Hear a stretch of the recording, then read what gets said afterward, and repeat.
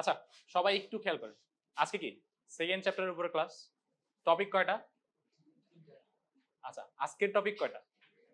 দুইটা, তাই না? হাইড্রা আর রুই মাছ। আচ্ছা, তো এই চ্যাপ্টারটা কিন্তু আপনাদের এইচএসসি তো আছে। এখন আপনাদের অ্যাডমিশনের জন্য পড়া লাগবে, এটা এইচএসসির জন্য পড়া লাগবে। তো এখনই আপনারা চেষ্টা করবেন যে এটা এইচএসসির জন্য প্লাস অ্যাডমিশনের জন্য দুইভাবে যেন পড়া হয়ে যায়। এখান থেকে এমসিকিউ গুলো পড়ে ফেলবেন, প্লাস সিকিউ এর প্রিপারেশন গুলো নিয়ে ফেলবেন, তাহলে হচ্ছে আপনারা একটু আগায় থাকবেন। আচ্ছা, এখন আসেন প্রথমে আমরা শুরু করি হাইড্রা। এই হাইড্রা এটাকে আমরা নিডারিয়া পর্বের একটা প্রাণী বলি, তাই না? আচ্ছা, তাহলে ওকে আমরা কেন নিডারিয়া পর্বের প্রাণী বলতেছি? প্রথম কোশ্চেন আসতে পারে এরকম, কেন বলি নিডারিয়া? কারো কোনো আইডিয়া আছে? হ্যাঁ, ও হচ্ছে একটা ডিপ্লোব্লাস্টিক প্রাণী। তারপরে আমরা যদি বলি যে ওর কিন্তু কোনো সিলোম নাই, আছে কি? সিলেন্টেরন। তারপরে যদি বলেন যে ওর একটা অন্যতম বৈশিষ্ট্য যেটা হচ্ছে সকল নিডারিয়ানদের থাকে, তাই না? সেটা কি? নিডোসাইট বা নেমাটোসিস্ট যেটা থাকে ওর, তাই না? এখন এই যে সকল কারণ, এই জন্য আমরা একটা হাইড্রাকে বলি সে হচ্ছে নিডারিয়া পর্বের প্রাণী। আচ্ছা, এখন আসেন হাইড্রা এর আবিষ্কারক কে? আব্রাহাম ট্রেমব্লে। এখন আব্রাহাম ট্রেমব্লে 1744 সালে সে হাইড্রার পুনরুৎপত্তি ক্ষমতাকে পর্যবেক্ষণ করে, যার ফলে সে দেখতে পারলো যে একটা হাইড্রাকে যেভাবেই কাটা হোক না কেন সে আবার রিজেনারেট করতে পারে, তার ওই ক্যাপাবিলিটি আছে। ঠিক আছে, এই জন্য বলা হয় যে হাইড্রার স্বাভাবিক মৃত্যু নেই। ঠিক আছে। আচ্ছা, এখন এই যে হাইড্রা সে যে আবিষ্কার করলো, বাট তখনও কিন্তু এর নাম হাইড্রা ছিল না। তার নাম হাইড্রা নামকরণ করছে কি? Carolus Linnaeus. এখন বইটাতে দেখেন যে 1744 হলেও তার নামকরণ করা হয় কবে? 1700 কত সালে দেখেন? 58-তে, প্রায় 14 বছর পরে করছে কে? Carolus Linnaeus. ওকে। আচ্ছা, এখন আসেন হাইড্রার বিভিন্ন প্রজাতি। বলা হয় যে পৃথিবীব্যাপী হাইড্রার প্রায় 40টার মতো প্রজাতি পাওয়া যায়, কিন্তু এখান থেকে মাত্র 3টা প্রজাতি আমাদের বাংলাদেশে পাওয়া যায়, যেগুলোকে আমরা তাদের কালারের উপর ডিপেন্ড করে ভাগ করি। বাহ্যিকভাবে আপনি তাদেরকে কি রূপ দেখতেছেন সেটার উপর ডিপেন্ড করে আমরা এদেরকে 3টা ভাগে ভাগ করছি। এখন প্রথমেই যদি আসি, কোন কালারটা দেখতেছেন প্রথমে বলেন তো? একটা বাদামি বর্ণের হাইড্রা। দেখেন একদম নিচে কর্নারে, এই যে একটা বাদামি বর্ণের হাইড্রা, তাই না? আচ্ছা, এখন এই যে বাদামি বর্ণের হাইড্রা, একে আমরা বলি হাইড্রা অলিগ্যাকটিস। আরেকটা নাম আছে এর, কি নাম? হাইড্রা ফুসকা। এখন এটা হচ্ছে খাবার, তাই না? এই ফুসকার বর্ণ বাদামি, এই জন্য হাইড্রার বর্ণ বাদামি। আচ্ছা, এরপরে আসেন সবুজ বর্ণের হাইড্রা। এখন এই যে সবুজ বর্ণের হাইড্রা, একে আমরা বলি হাইড্রা ভিরিডিসিমা। এর আরেকটা নাম আছে, সেটা হচ্ছে ক্লোরোহাইড্রা ভিরিডিসিমা। আসলে এই হাইড্রার যে সবুজ বর্ণ সেটা কিন্তু তার নিজস্ব না, এটা হয় একটা এককোষী শৈবালের কারণে, যে শৈবালটা তার সাথে মিথজীবী অবস্থায় বসবাস করে। ঠিক আছে, এখন এই শৈবালটার নাম কি কেউ বলতে পারবেন? সাবাস, জুক্লোরেলা। আচ্ছা, তো এই কারণে হচ্ছে তার বর্ণটা হয়ে যায় সবুজ। আচ্ছা, এরপরে দেখেন যেটা হচ্ছে বর্ণহীন বা হলুদ বাদামি হাইড্রা। ঠিক আছে, এই পাশে দেখেন একদম এটা হালকা একটু হলুদ বাদামি বাদামি লাগতেছে না? এটার নাম হচ্ছে হাইড্রা ভুলগারিস। ঠিক আছে, এইটুকুর মধ্যে কারো কোনো সমস্যা? আচ্ছা, তাহলে আমরা পরবর্তীতে চলে যাই। আচ্ছা, এখন আসেন হাইড্রার বাহ্যিক বৈশিষ্ট্য। তো এই যে আমরা এখানে যে হাইড্রাগুলো দেখছিলাম, দেখেন তো এরা কি একটু নলের মতো না? নল আকৃতির না তারা? এখন তাদেরকে আমরা বলতে পারি হাইড্রা নল আকৃতির। এখন তাদের লেন্থটা কত হবে? দৈর্ঘ্যে তারা কত মিলিমিটার হয়? সাধারণত তারা 10 থেকে 30 মিলিমিটার দৈর্ঘ্যযুক্ত, এবং তাদের প্রস্থ থেকে কতটুকু? 1 মিলিমিটার। আচ্ছা, এখন এদেরকে আমরা বলি মুক্তজীবী। কেন মুক্তজীবী বলি? কারণ তারা কিন্তু কোনো হোস্টের উপর নির্ভরশীল না, তারা মুক্তভাবে বিচরণ করতে পারে, তারা নিজের খাদ্য নিজে আহরণ করতে পারে। ঠিক আছে, এই সকল কারণে আমরা হাইড্রাকে বলি একটা মুক্তজীবী প্রাণী। আর ওকে আমরা বলে থাকি মাংসাশী প্রাণী। মাংসাশী কেন বলি? ওর প্রধান খাদ্য কি? ক্রাস্টাসীয় সন্ধিপদী, নাম তো শুনছেন, তাই না? আচ্ছা, এই যে সন্ধিপদী প্রাণীগুলা, এগুলো সাধারণত আর্থ্রোপ্রোডস। ঠিক আছে, তো আর্থ্রোপ্রোডা পর্বের অন্তর্ভুক্ত এরা। আচ্ছা, এই জন্য এগুলা কি জীব, এই জীবকে তারা ভক্ষণ করে, এই জন্য তাদেরকে বলা হয় মাংসাশী প্রাণী। আচ্ছা, তাহলে দেখেন মুক্তজীবী প্রাণী, মাংসাশী। ঠিক আছে। আচ্ছা, এখন আসেন হাইড্রার বহির্গঠন। এই জিনিসগুলা একটু ইম্পর্টেন্ট, কারণ আপনি যখন একটা হাইড্রাকে বাহ্যিকভাবে দেখবেন তখন আপনি সাধারণত তাকে কয়টা ভাগে ভাগ করতে পারবেন বলেন তো? 3 ভাগে ভাগ করতে পারবেন। প্রথম যেটা সেটা হচ্ছে একদম তার চূড়ার দিকে। এখানে দেখেন, এখানে কি একটা গোলাকৃতির একটা যে অংশ সেটাকে আমরা বলি হাইপোস্টাম। এই হাইপোস্টামে সাধারণত কিছু সংকোচনশীল প্রসারণশীল পেশি থাকে, আর এর চূড়ায় একটা মুখছিদ্র অবস্থান করে। এই মুখছিদ্রের সাহায্যে হাইড্রা খাবার যেমন নিচ্ছে, খাবার খাচ্ছে, প্লাস তার যে বিপাকীয় বজ্র পদার্থগুলো আছে সেগুলো হচ্ছে এই একই পথে সে উন্মুক্ত করে দিচ্ছে। ঠিক আছে? এটা কাইন্ড অফ ভমিটিং প্রসেসের মতো বলতে পারেন, যে খাচ্ছে আবার একই পথে সে বের করে দিচ্ছে। আচ্ছা, এখন আসেন তারপরে আমরা যে পার্টটা দেখব সেটা হচ্ছে তার দেহকাণ্ড। ঠিক আছে? আচ্ছা, এটা দেখেন তো দেখতে কি কাইন্ড অফ এই যে উদ্ভিদ যে আছে উদ্ভিদের কাণ্ডের মতো দেখাচ্ছে না? এইজন্য এর নাম হয়ে গেছে কি? দেহকাণ্ড। আচ্ছা, এই যে দেহকাণ্ড, এই দেহকাণ্ডের মধ্যে আমরা কতগুলা জিনিসপত্র দেখতে পাই। কি, কি দেখতে পাই বলতে পারবেন? আচ্ছা, এর মধ্যে কিছু অস্থায়ী জিনিসপত্র আর কিছু স্থায়ী জিনিসপত্র আছে। দেখেন, যেমন প্রথম আমরা যদি স্থায়ী জিনিসের কথায় আসি তাহলে দেখেন এই যে টেন্টিকলস বা কোর্সিকা, তাই না? এই কোর্সিকাগুলো সাধারণত সংখ্যায় থাকে 6 থেকে 10টা। আর এই যে কোর্সিকাগুলো দেখেন এখানে একটু ফোলা, ফোলা অঞ্চল দেখা যায়, দেখছেন? একটু পরপরই একটু প্রশস্ত অঞ্চল দেখা যাচ্ছে। তো এগুলাকে আমরা বলি নেমাটোসিস্ট ব্যাটারি, কারণ এই যে অঞ্চলগুলা এগুলা হচ্ছে নেমাটোসিস্ট ধারণ করে। এজন্য এগুলাকে আমরা বলি নেমাটোসিস্ট ব্যাটারি। আচ্ছা, এখন এইখানে বিভিন্ন ধরনের নেমাটোসিস্ট থাকার কারণে কি সুবিধা হয়? হাইড্রাকে তারা খাবার ধরতে সাহায্য করতেছে, প্লাস তাকে আত্মরক্ষায় সাহায্য করতেছে।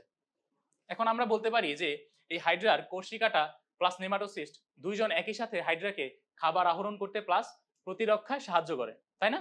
আচ্ছা, এখন আসেন এরপরে আমরা কি পাবো? এইখানে দেখেন একদম উপরের অর্ধাংশ যে আছে, এখান থেকে হাইড্রাতে কি আসতে পারে? একটা শুক্রাশয় তৈরি হতে পারে, তাই না? এটা তো দেহকাণ্ডের মধ্যেই। আচ্ছা, তাহলে এটা কি সব সময় হবে? কখন হবে? হেমন্ত আর শীতকালে সাধারণত হাইড্রাতে এই জননাঙ্গগুলো সৃষ্টি হয়। ঠিক আছে?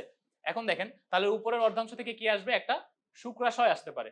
আচ্ছা, আর নিচের যে অর্ধাংশ এখান থেকে আসতে পারে একটা ডিম্বাশয়। এক বা একাধিক হতে পারে তাদের সংখ্যা। বাট উপরের অংশ থেকে আসবে শুক্রাশয় আর নিচের অংশ থেকে আসবে ডিম্বাশয়। আর এই যে এখানে দেখেন তার মাঝামাঝি অংশ থেকে আসতে পারে মুকুল। এই মুকুলটা পরবর্তীতে বিভাজিত হয়ে একটা পূর্ণাঙ্গ হাইড্রাতে পরিণত হতে পারে। আচ্ছা, তো এখানে আর কি কি জিনিস থাকতে পারে? একটা পদচাকতি থাকতে পারে, যেটাকে আমরা ওই যে 3টা ভাগ যে করছিলাম সেটারই একটা অংশ কি পদচাকতি, তাই না? আচ্ছা, তার তো কোনো পা থাকে না। তার যে পদচাকতি সেটা সাধারণত একটু ডিস্ক শেপ থাকে, এজন্য একে আমরা বলি পদচাকতি। ঠিক আছে?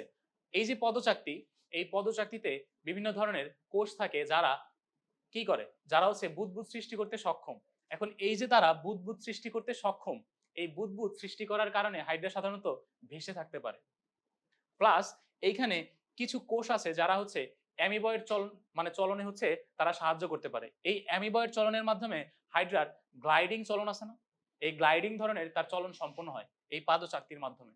আচ্ছা, এখন আমরা একে একে জিনিসগুলা দেখি। প্রথমে আমরা কার কথা বলছি? হাইপোস্টামের কথা। এখন দেখি তো হাইপোস্টাম দেখতে কেমন। দেখেন এই যে এখানে দেখেন এই যে একটা হাইড্রা, এই যে অংশটা এটা হচ্ছে তার হাইপোস্টম, আর মাঝখানের যে অংশটা দেখছেন সেটা হচ্ছে তার মুখছিদ্র। আমরা বললাম যে এখানে কি কিছু পেশি থাকে যারা সংকোচন প্রসারণ ক্ষম, তাই না? এই জন্য হচ্ছে হাইড্রা তার মুখছিদ্রকে বড় করতে পারে, ছোট করতে পারে। আচ্ছা, তো এরপরে দেখেন দেহকাণ্ডের কথা বললাম যে দেহকাণ্ডতে কোর্সিকা থাকবে। কোর্সিকা সম্পর্কে আমরা মোটামুটি জেনে নিছি, তাই না?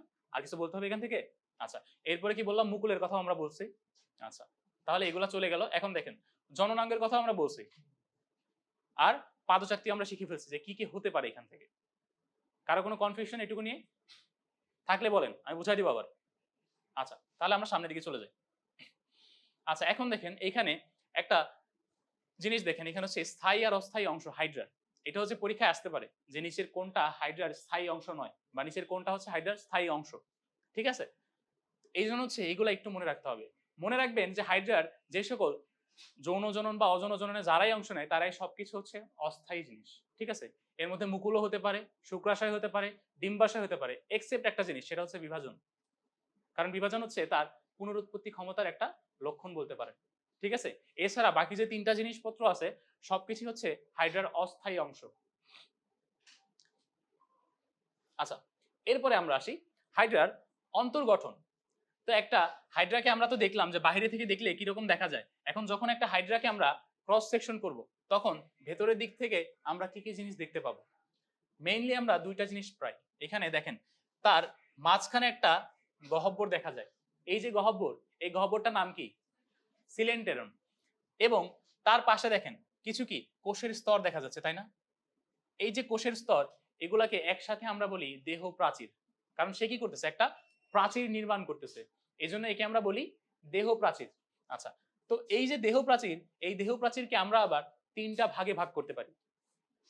দেখেন এখানে আপনি ইজিলি দেখতে পাবেন যে দেখেন এখানে এক ধরনের কোষের বিন্যাস দেখা যাচ্ছে, মাঝখানে একটা কি দাগের মতো দেখা যাচ্ছে, তাই না? তার ভিতরের দিকে আবার কি আরেক ধরনের কোষের বিন্যাস দেখা যাচ্ছে। তো এইভাবে আমরা তিনটা ভাগে ভাগ করি এই দেহ প্রাচীরকে। কি প্রথমে আসে এপিডার্মিস। এখন আপনারা প্রথমেই বলছেন যে হাইড্রা কি একটা ডিপ্লোব্লাস্টিক প্রাণী, তাই না? তার ভ্রূণীয় স্তর হচ্ছে দুইটা। এই যে এপিডার্মিস আমরা বলতেছি, এই এপিডার্মিসটা হ্যাঁ হ্যাঁ বাইরের লেয়ার, যেটা আসবে ভ্রূণীয় একটোডার্ম থেকে। আচ্ছা, আর মাঝখানে থাকবে একটা অকোষীয় স্তর যাকে আমরা বলি মেসোগ্লিয়া। এই মেসোগ্লিয়ার ভেতরের দিকে থাকবে গ্যাস্ট্রোডার্মিস, যেটা ভ্রূণীয় এন্ডোডার্ম হতে উৎপত্তি লাভ করবে। বুঝতে পারছেন? আচ্ছা, তাহলে এই ছিল আমাদের হাইড্রার অন্তর্গঠন। এরপরে কি আছে দেখি আমরা। আচ্ছা, এখন এটা হচ্ছে অনেক ইম্পর্টেন্ট একটা জিনিস, যে হাইড্রার বিভিন্ন যে কোষগুলো আছে, কি কি কোষ আছে সেগুলো হচ্ছে আমাদের একটু জানতে হবে। আচ্ছা, এখন প্রথম দিকে আমরা আসি যে হাইড্রার এপিডার্মিসে কি কি কোষ থাকে। এপিডার্মিসে সাধারণত 7 ধরনের কোষ দেখা যায়। এপিডার্মিসে কয় ধরনের কোষ দেখবো আমরা? 7 ধরনের কোষ দেখব। এর মধ্যে সব থেকে বড় যে কোষগুলা, ঠিক আছে, এগুলাকে আমরা বলি পেশি আবরণী কোষ। এগুলা কি একটু বিগ সাইজের, তাই না? আচ্ছা, এরপরে যেটা আসে সেটা হচ্ছে ইন্টারস্টিশিয়াল কোষ। এই ইন্টারস্টিশিয়াল কোষগুলা সাধারণত দুইটা পেশি আবরণী কোষের মাঝের যে একটা ফাঁকা জায়গা থাকে সেখানে অবস্থান করে। এই যে দেখেন ইন্টারস্টিশিয়াল কোষ এগুলা, ঠিক আছে? আচ্ছা, এরপরে কে আসবে? সংবেদী কোষ। এই সংবেদী কোষটা এই এখানে যদি আমরা একটা সারফেস লাইন আঁকি যদি এখানে, ঠিক আছে, এই সংবেদী কোষটা, এই যে এটা হচ্ছে একটা সংবেদী কোষ, এই হচ্ছে এই সারফেস লাইনটার সাথে 90 ডিগ্রি অ্যাঙ্গেল করে থাকবে। বুঝতে পারছেন? আচ্ছা, এরপরে আসেন স্নায়ু কোষ। স্নায়ু কোষগুলো দেখেন তো মেসোগ্লিয়াতে চলে গেছে না? এরা হচ্ছে মেসোগ্লিয়াতে অবস্থান করে। আচ্ছা, এরপরে যেটা সেটা হচ্ছে গ্রন্থি কোষ। গ্রন্থি মানে কি? গ্ল্যান্ড। যখনই গ্রন্থির নাম শুনবেন ভাববেন যে সে হচ্ছে কোনো ধরনের সিক্রেশনের সাথে জড়িত। তাহলে হয়তো সে মিউকাস সিক্রেশন করবে, হয়তো সে এনজাইম সিক্রেশন করবে, অথবা সে বিভিন্ন ধরনের হরমোন সিক্রেশন করতে পারে। আচ্ছা, তো এইখানে হাইড্রার যে বহিতকের গ্রন্থি কোষ আছে সে শুধুমাত্র মিউকাস ক্ষরণ করতে পারে। আচ্ছা, এরপরে আমরা আসি জনন কোষ। এখন জনন কোষ কি আমরা সবসময় পাবো? আমরা বলে আসি কোন সিজনে আমরা পাবো একে? হেমন্ত আর শীতকালে। আচ্ছা, তাহলে আর একটা বাকি থাকে, সেটা কি? নিডোসাইট। এই যে নিডোসাইট, এই কিন্তু হাইড্রার অনেক ইম্পর্টেন্ট একটা সেল। আচ্ছা, ও থাকে কোথায় দেখেন, ও হচ্ছে এই যে একটা নিডোসাইট, তাই না? আচ্ছা, এখন আমাকে বলেন যে এইখানে এপিডার্মিসে আমরা সেল পাইলাম কয় ধরনের, আর গ্যাস্ট্রোডার্মিসে সেল কয় ধরনের? তাহলে গ্যাস্ট্রোডার্মিসে দেখেন এই যে 5 ধরনের সেল, এগুলো কিন্তু আপনি সেম সেল এপিডার্মিসে পাবেন। তাহলে এখানে কোন দুইটা অনুপস্থিত আছে? নিডোসাইট আর জনন কোষ বা জার্ম সেল। ওকে, আচ্ছা, এগুলো তাহলে কি পরীক্ষায় আসলে ভুল হবে? আশা করি কারো ভুল হবে না। এখন আসেন গ্যাস্ট্রোডার্মিসের কোষগুলো। প্রথমেই পুষ্টিকোষ। এই যে এগুলো হচ্ছে পুষ্টিকোষ, ঠিক আছে? এগুলাকে আমরা কেন পুষ্টিকোষ বলি? এরা হচ্ছে পুষ্টি কাজের সাথে সংযুক্ত। মানে এই যে পেশিয়াবরী কোষগুলো আছে গ্যাস্ট্রোডার্মিসে, তারা হচ্ছে দুইটা ভাগে বিভক্ত বা দুই ধরনের। একটা হচ্ছে দেখেন ফ্লাজেলা যুক্ত কোষ, আরেকটা হচ্ছে ক্ষণপদীয় কোষ। এরা কি করে? পরিপাকে অংশগ্রহণ করে, এজন্য আমরা তাদেরকে বলি পুষ্টিকোষ। এখন আসেন গ্রন্থি কোষ। এখন আমরা কি জানছি? এপিডার্মিসের গ্রন্থি কোষ শুধুমাত্র মিউকাস ক্ষরণ করতে পারে, বাট ওর গ্রন্থি কোষ মিউকাসের সাথে কিছু এনজাইমও ক্ষরণ করতে পারে। এরপরে আসেন ইন্টারস্টিশিয়াল কোষ। এখন ইন্টারস্টিশিয়াল কোষ, ওদের যে গ্যাস্ট্রোডার্মিসের ইন্টারস্টিশিয়াল কোষ, সেই ক্ষেত্রে বলা হয় যে এগুলো সাধারণত এপিডার্মিস থেকে মাইগ্রেট করে তারা গ্যাস্ট্রোডার্মিসে প্রবেশ করছে। বুঝতে পারছেন? মানে বলা হয় যে তারা সেল ছিল হচ্ছে এপিডার্মিসের, বাট তারা সেখান থেকে মাইগ্রেশন করে চলে গেছে গ্যাস্ট্রোডার্মিসে। এখন তাহলে তাদের কাজ তো সেমই হবে। কাজের কি কোনো ভিন্নতা পাবেন আপনি? না, তাদের কাজ সেম। আচ্ছা, একটু দরজাটা লাগাই দিন, এসি অন করা তো। আচ্ছা, এরপরে আসেন স্নায়ু কোষ। স্নায়ু কোষের কাজ সব জায়গায় সেম। তারা কি করে? বিভিন্ন কোষের মাঝখানে সমন্বয় সাধন করে। আচ্ছা, এরপরে যেটা সংবেদী কোষ, এইখানের সংবেদী কোষ সে হচ্ছে খাদ্যের গুণাগুণ যাচাই করবে। আচ্ছা, আমরা তো একটু শর্টে জানলাম, তাই না? এখন আমরা ডিটেইলসে সবগুলা সেল সম্পর্কে একটু জানি। আসেন প্রথমে হাইড্রার বহিত্বকের কোষসমূহ। আচ্ছা, তো এখানে প্রথম যে কোষটা সেটা কি একটা পেশি আবরণী কোষ, তাই না? এই যে দেখেন নিচে একটা পেশি আবরণী কোষের চিত্র দেওয়া আছে। এখন ওকে বলা হচ্ছে একটা নাশপাতি আকৃতির কোষ, যা হচ্ছে সমস্ত এপিডার্মিস জুড়ে থাকে। ঠিক আছে, তাহলে কি সে সমস্ত পুরুত্ব জুড়েই থাকতেছে এখানে। এই থাকতেছে বলে কি সে একটা আবরণ তৈরি করতে পারতেছে, এই জন্য তাকে কি বলা হয়? পেশি আবরণী কোষ, যেহেতু সে একটা আবরণ তৈরি করতেছে চারপাশে। আচ্ছা, এখন এইখানে দেখেন কিছু পরিমাণ মিউকাস দানা দেখা যাচ্ছে, তাই না? এই যে মিউকাস দানাগুলা, এগুলা সাধারণত এপিডার্মিসের বাহিরে একটা কিউটিকলের লেয়ার থাকে। এই কিউটিকলের লেয়ারটা আসে হচ্ছে এই মিউকাস দানা থেকে। বুঝতে পারছেন? এই মিউকাস দানার ক্ষরণ থেকে কে সৃষ্টি হয়? কিউটিকলের লেয়ারটা। আচ্ছা, এরপরে আমরা আসি, এখানে আমরা আরো পাবো কিছু পেশি প্রবর্ধক। দেখেন এই কোষগুলা কি একটু এদিক দিয়ে বর্ধিত হয়ে গেছে না? এগুলাকে আমরা বলি পেশি প্রবর্ধক। আর এখানে পেশি প্রবর্ধকে আমরা দুইটা তন্তুর মতো অংশ দেখব, এদেরকে আমরা কি বলি? মায়োনিম। আচ্ছা, এখন আমি যদি আপনাকে বলি আমার বডিতেও মায়োনিমের মতো তন্তু আছে, তাদের নাম কি? অ্যাক্টিন আর মায়োসিন, মায়োফাইব্রিল, তাই না? আচ্ছা, এই যে অ্যাক্টিন আর মায়োসিন তাদের কাজ কি? তারা হচ্ছে সংকোচন প্রসারিত হতে পারে, যার ফলে হচ্ছে আমরা মাসেলটাকে মুভ করতে পারি। আচ্ছা, এইখানে এই মায়োনিমটা হচ্ছে সংকোচন প্রসারণশীল, যার ফলে হচ্ছে এই যে পেশি আবরণী কোষ তারা সংকুচিত প্রসারিত হতে পারে।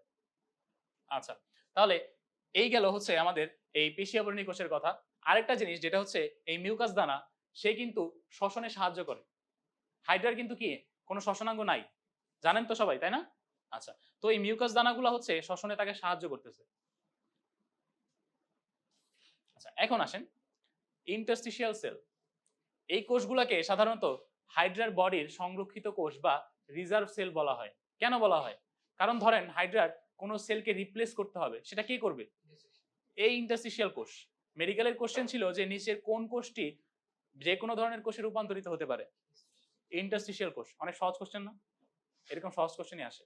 আচ্ছা, এখন আসেন এই হাইড্রাদের সংরক্ষিত কোষ আমরা বলতেছি, তাহলে ওর আর কি কি কাজ আছে? এখন আমরা একটা তো বললাম যে বিভিন্ন ধরনের কোষে সে নিজেকে রূপান্তর করতে পারে, তাহলে আর সে কি করতে পারে? হাইড্রার প্রজননের জন্য মেইন কোষ যেটা, সেটা হচ্ছে ইন্টারস্টিশিয়াল কোষ। এখন আপনি শুক্রাশয় তৈরি করতে যান হাইড্রার, বা হচ্ছে ডিম্বাশয় তৈরি করতে যান, সেখানে হচ্ছে এই ইন্টারস্টিশিয়াল কোষটাকেই লাগবে। ওই হচ্ছে রূপান্তরিত হয়ে শুক্রাশয় আর ডিম্বাশয়টাকে ফর্ম করবে। প্লাস এই যে মুকুলগুলো যে তৈরি হচ্ছে বাড, এই মুকুলগুলো তৈরির জন্য হচ্ছে ইন্টারস্টিশিয়াল কোষ দায়ী। আরেকটা ইম্পর্টেন্ট জিনিস সেটা হচ্ছে প্রত্যেক 45 দিন পর পর হাইড্রার বডির যত ধরনের কোষ আছে তারা এই ইন্টারস্টিশিয়াল কোষ দিয়ে রিপ্লেস হয়ে যায়। ওকে? আচ্ছা, এখন আসেন সংবেদী কোষ। আমরা দেখে আসছি যে সংবেদী কোষ পেশি আবরণী কোষের মাঝে, দুইটা পেশি আবরণী কোষের মাঝে অবস্থান করতেছে, এবং সেটা কি সমকোণে অবস্থান করে, তাই না? দেখালাম যে একটা সারফেস, তার উপরে 90 ডিগ্রি অ্যাঙ্গেলে ছিল। আচ্ছা, এখন আসেন তাহলে এই সংবেদী কোষের কাজটা কি হবে? সে হচ্ছে সংবেদী রোমের মাধ্যমে পরিবেশ থেকে বিভিন্ন ধরনের উদ্দীপনাকে গ্রহণ করবে। এই উদ্দীপনা গ্রহণ করে সে কার কাছে পৌঁছাবে? এটা স্নায়ু কোষের কাছে। আচ্ছা, এখন এই যে স্নায়ু কোষ, এই স্নায়ু কোষের দুইটা জিনিস থাকবে, একটা হচ্ছে তার কোষ দেহ, আর একটা হচ্ছে তার প্রলম্বিত অংশ আমরা যেগুলোকে বলি। ঠিক আছে, এখন এইখানে দেখেন সে কিন্তু নোডিউল যুক্ত হবে। এই নোডিউল সাধারণত হচ্ছে এখানে বিভিন্ন ধরনের সিনেপস, আমাদের বডিতে সিনেপস থাকে না, এরকম বলতে পারেন যে হাইড্রাস সিনেপস হচ্ছে নোডিউল। ঠিক আছে, আচ্ছা, এরপরে আসেন এই স্নায়ু কোষগুলো কি করবে? তারা হচ্ছে এই যে সংবেদটা পেলো সংবেদী কোষের কাছ থেকে, এরপরে হচ্ছে তারা সেই অনুযায়ী কাজ করবে, বিভিন্ন কোষের মধ্যে একটা সমন্বয় সাধন করবে তারা। আচ্ছা, এরপরে যেটা গ্রন্থি কোষ, যেটা বললাম যে এইখানের গ্রন্থি কোষ শুধুমাত্র মিউকাস ক্ষরণ করতে পারে, অন্য কিছু কিন্তু তারা ক্ষরণ করতে পারে না।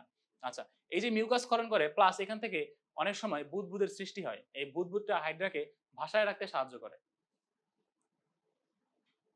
এখন আসেন জনন কোষ। জনন কোষ কয় ধরনের? দুই ধরনের, একটা হতে পারে স্পার্ম আর হতে পারে ওভাম।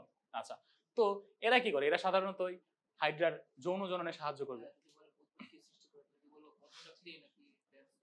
আচ্ছা, এখানে আপনার অপশনে যেটা থাকবে সেটা প্রায়োরিটি পাবে। আর শ্যাডোডের পরীক্ষা যদি হয় তাহলে হচ্ছে দুইটা অপশনে দাগায় দিবেন যদি দুইটা থাকে, কারণ হচ্ছে ডাবল অ্যান্সার আসে। বেস্ট অ্যান্সার আপনার হবে যে পদচাকতি, কারণ আপনি দেখবেন যে হাইড্রা যখন হচ্ছে ভাসে তখন কিন্তু পদচাকতির ওইখানে বাবলটা ফর্ম হয়, তাই না? ওইখানে বাবল ফর্ম হয়। আচ্ছা, এখন আসেন নিডোসাইট, ইম্পর্ট্যান্ট একটা জিনিস যেটা হচ্ছে শুধুমাত্র এপিডার্মিসে থাকবে। আচ্ছা, এই যে নিডোসাইট এটা সাধারণত হাইড্রার পদতলে অনুপস্থিত, আর এটা কোর্সিকায় সর্বাধিক থাকে। এটাও কিন্তু মেডিকেলের কোশ্চেন ছিল যে কোর্সিকায় এটার সংখ্যা সর্বাধিক। এরপরে আসেন নিডোসাইটটা যখন হচ্ছে ইমম্যাচিউর থাকে বা পরিস্ফুটনরত থাকে তখন তাকে আমরা বলি নিডোব্লাস্ট। তাহলে নিডোসাইটের কাজ কি হবে? শিকার ধরা আর আত্মরক্ষায় সাহায্য করা। আচ্ছা, এখন আসেন আমরা দেখি একটা আদর্শ নিডোসাইটের গঠন। একটা আদর্শ নিডোসাইট কি কি নিয়ে গঠিত। প্রথমে আসেন আমরা যদি বাহিরের দিক থেকে ভেতরের দিকে যাই তাহলে প্রথমে আমরা পাবো একটা আবরণ। এই আবরণটা সাধারণত দ্বিস্তরী থাকে। এই যে এখানে দেখেন আপনারা, এই যে বাইরে একটা স্তর আর এই যে ভিতরে একটা স্তর, তাহলে কয় স্তরী? দ্বিস্তরী একটা আবরণ দিয়ে আবৃত। আচ্ছা, এরপরে দেখেন এখানে কি একটা গহ্বরের মতো দেখা যাচ্ছে না?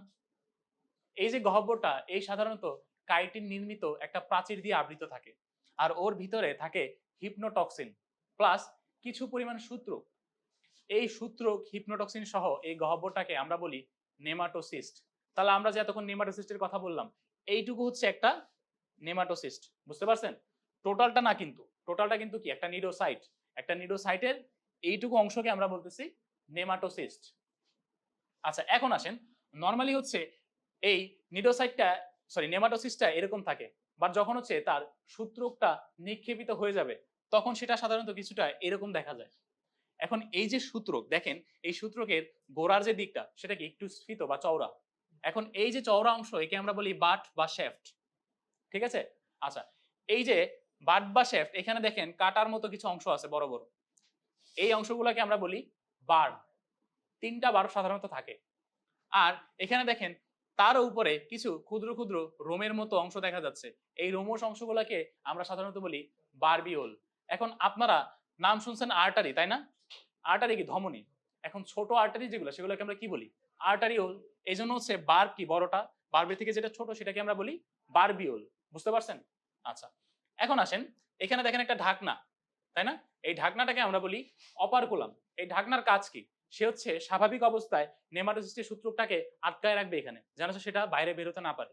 বাট যখন হচ্ছে প্রপার সে একটা সংবেদ পাবে তখন সেখান থেকে সরে যাবে, যার ফলে হচ্ছে সূত্রকটা নিক্ষেপিত হবে এখান থেকে। আচ্ছা, এখন আসেন কখন সেটা নিক্ষেপিত হবে? যখন হচ্ছে কোনো শিকার বস্তু বা যে কোনো কিছু এই নিডোসিলটাকে স্পর্শ করবে বা এটাকে প্রেস করবে, এটা কি করে? ট্রিগারের মতো কাজ করে। তাহলে এখন আপনাকে যদি বলে যে হাইড্রার বডিতে নিচের কোনটাকে ট্রিগার বলা যাবে? নিডোসিল।